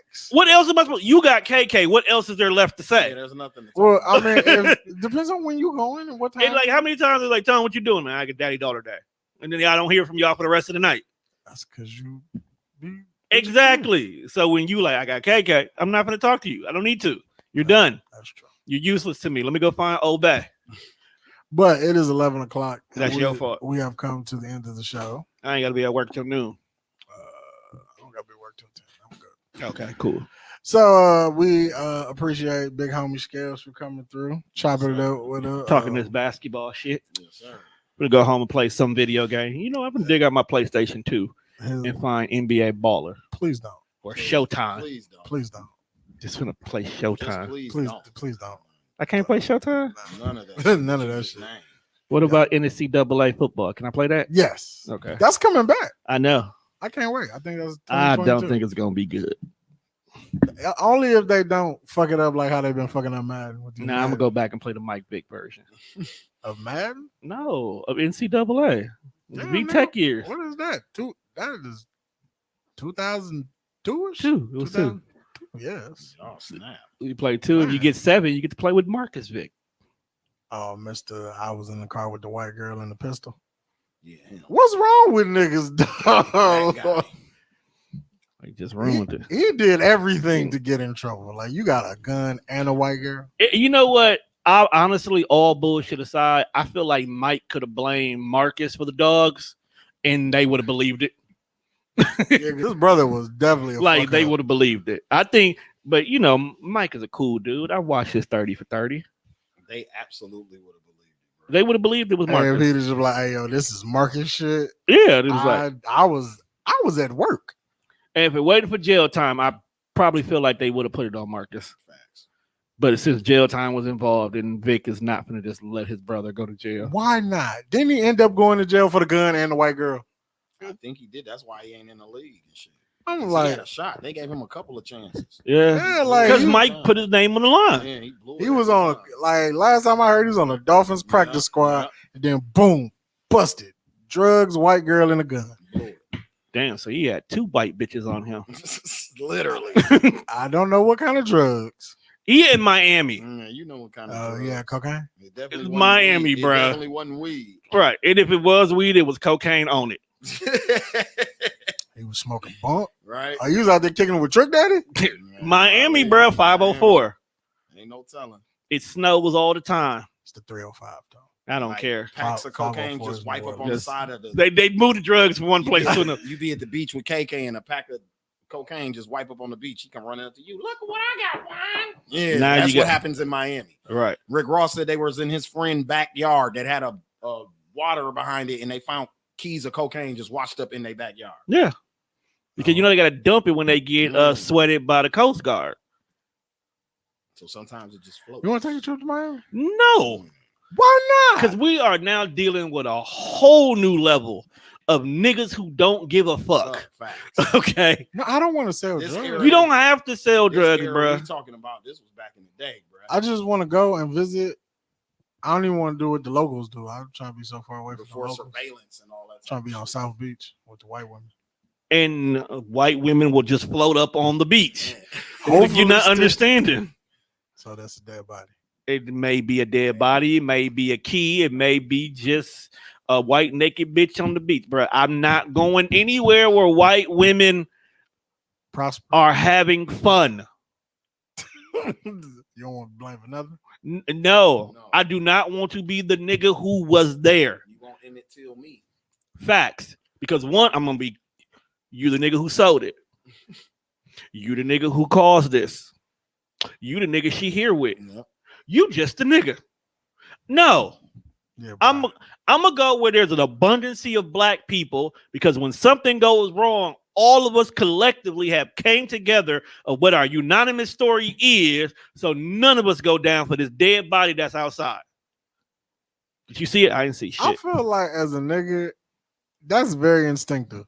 Like if it's a group of niggas and something happen and the cops are up, everybody, I don't know. I don't know who that is. I don't even have to know you, but I know you No, said you didn't see nothing. Yeah, no, we all Yeah, know. man, we got the woman. We got the woman in the red dress telling us you did everything. What woman? There was a woman there. She had a red dress on. You know I'm colorblind, right? You all niggas know how to not get other niggas in trouble. Facts. That's why I can't take you nowhere with me, Juan. Why is that?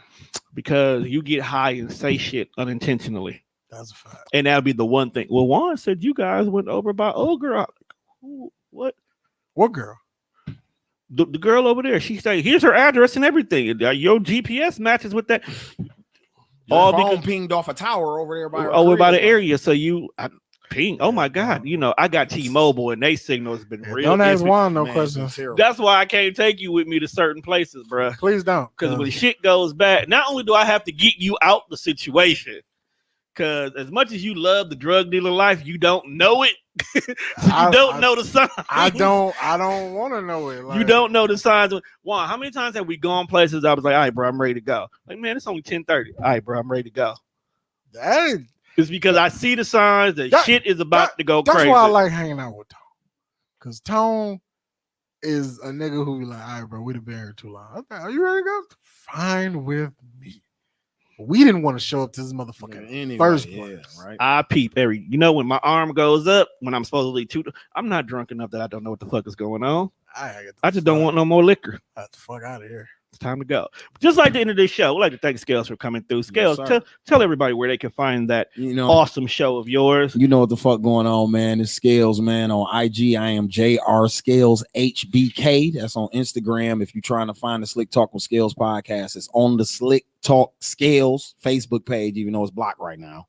Then I got another one that's JR Scalez. You can access the podcast through both. It's also available on YouTube at Slick Talk with TV. Slick Talk with Scalez TV is the name of it on YouTube also. So please check us out, man. Yeah, go like, subscribe, all that good shit. Ring that bell so you get all the notifications when his shows come on. Hey, they be saying that on the videos. I know. Yeah, that's me too. That's where I got it from. That's where I learned it from too. I didn't know nothing about that before I started watching dude build them 2K teams. Yeah, because if you don't hit that bell, you don't get the notification. You'll never get the notification. Yeah. That's you two fucking up. Facts. But also make sure you check out all his music. It is fire. Yes, sir. Yes, sir. My music also available on all digital platforms. Just type in Scalez or JR Scalez. You know what? Just go to Spotify and just type in Scalez. You'll get all of it. You get the podcast, you get the albums, you'll get the OnlyFans link. You'll get it all right there. You'll get the shit off. You know what? He's also taking modeling gigs. I'm telling you, whatever you make, I think I'm gonna start my video whole thing back up. I was a video hoe during the quarantine last year for some extra work, so I think look like we about to be quarantined again. Yeah, so that was a nice little side hustle. I might start right video hoeing again. Ain't nothing wrong with that. I think you and Bergie should shoot a video for Ric Flair. We want to shoot a video for Ric Flair, and we want to shoot a video for Get in Your Bag because my daughter Chase and his daughter, that is their favorite songs from the album. And you got to put them, and they not playing. You know what you should do? You should teach them the words and let them lip sync it. Yeah, let them be us. Let them be do that. Hey, that'll be fine. That'll be fine. Let them lip sync. Hey, if you do that video concept, I just want a small little credit. No, I would creative director. Every interview and everywhere we go, I'll definitely make sure you get your credit. I just want to know. You concept. Put it in the just put it in. Now, Ric Flair, video. We was trying to figure out what we was gonna do, but I did. You gotta get Ric Flair. No, I did that part. Or a white guy who looks like Ric Flair. Well, Ric Flair is free right now. Yeah, I don't think he's charging as much as he used to. He just asked for his release from WWE. So I know. I seen that. He a free agent. He a free agent now, so he might do it. Actually, from the WWE thing on my Facebook page, I think I must have liked something years ago, and it sent me to Ric Flair. Because when Ron Finch did his comedy CD, he has Ric Flair talking to him in the beginning of it. So I found a ring because I judged the King of the Ring freestyle battles when they had the bill collector here, Goods, K Shine. They were all here for a battle. I saw that. Yeah, so homie had a ring, and he was like, "Yeah, you can get this motherfucker whenever you need it." So I'm like, "Okay, bet." Now we finally got the ring. So now I'm gonna start working on the treatment and the concept for the Ric Flair video. Hey, I want to be in this video. No, yeah, you would definitely all my wrestling because I fucks with wrestling. I need all the black wrestling buff people to be a part of this video. I'm gonna need y'all intake and impact.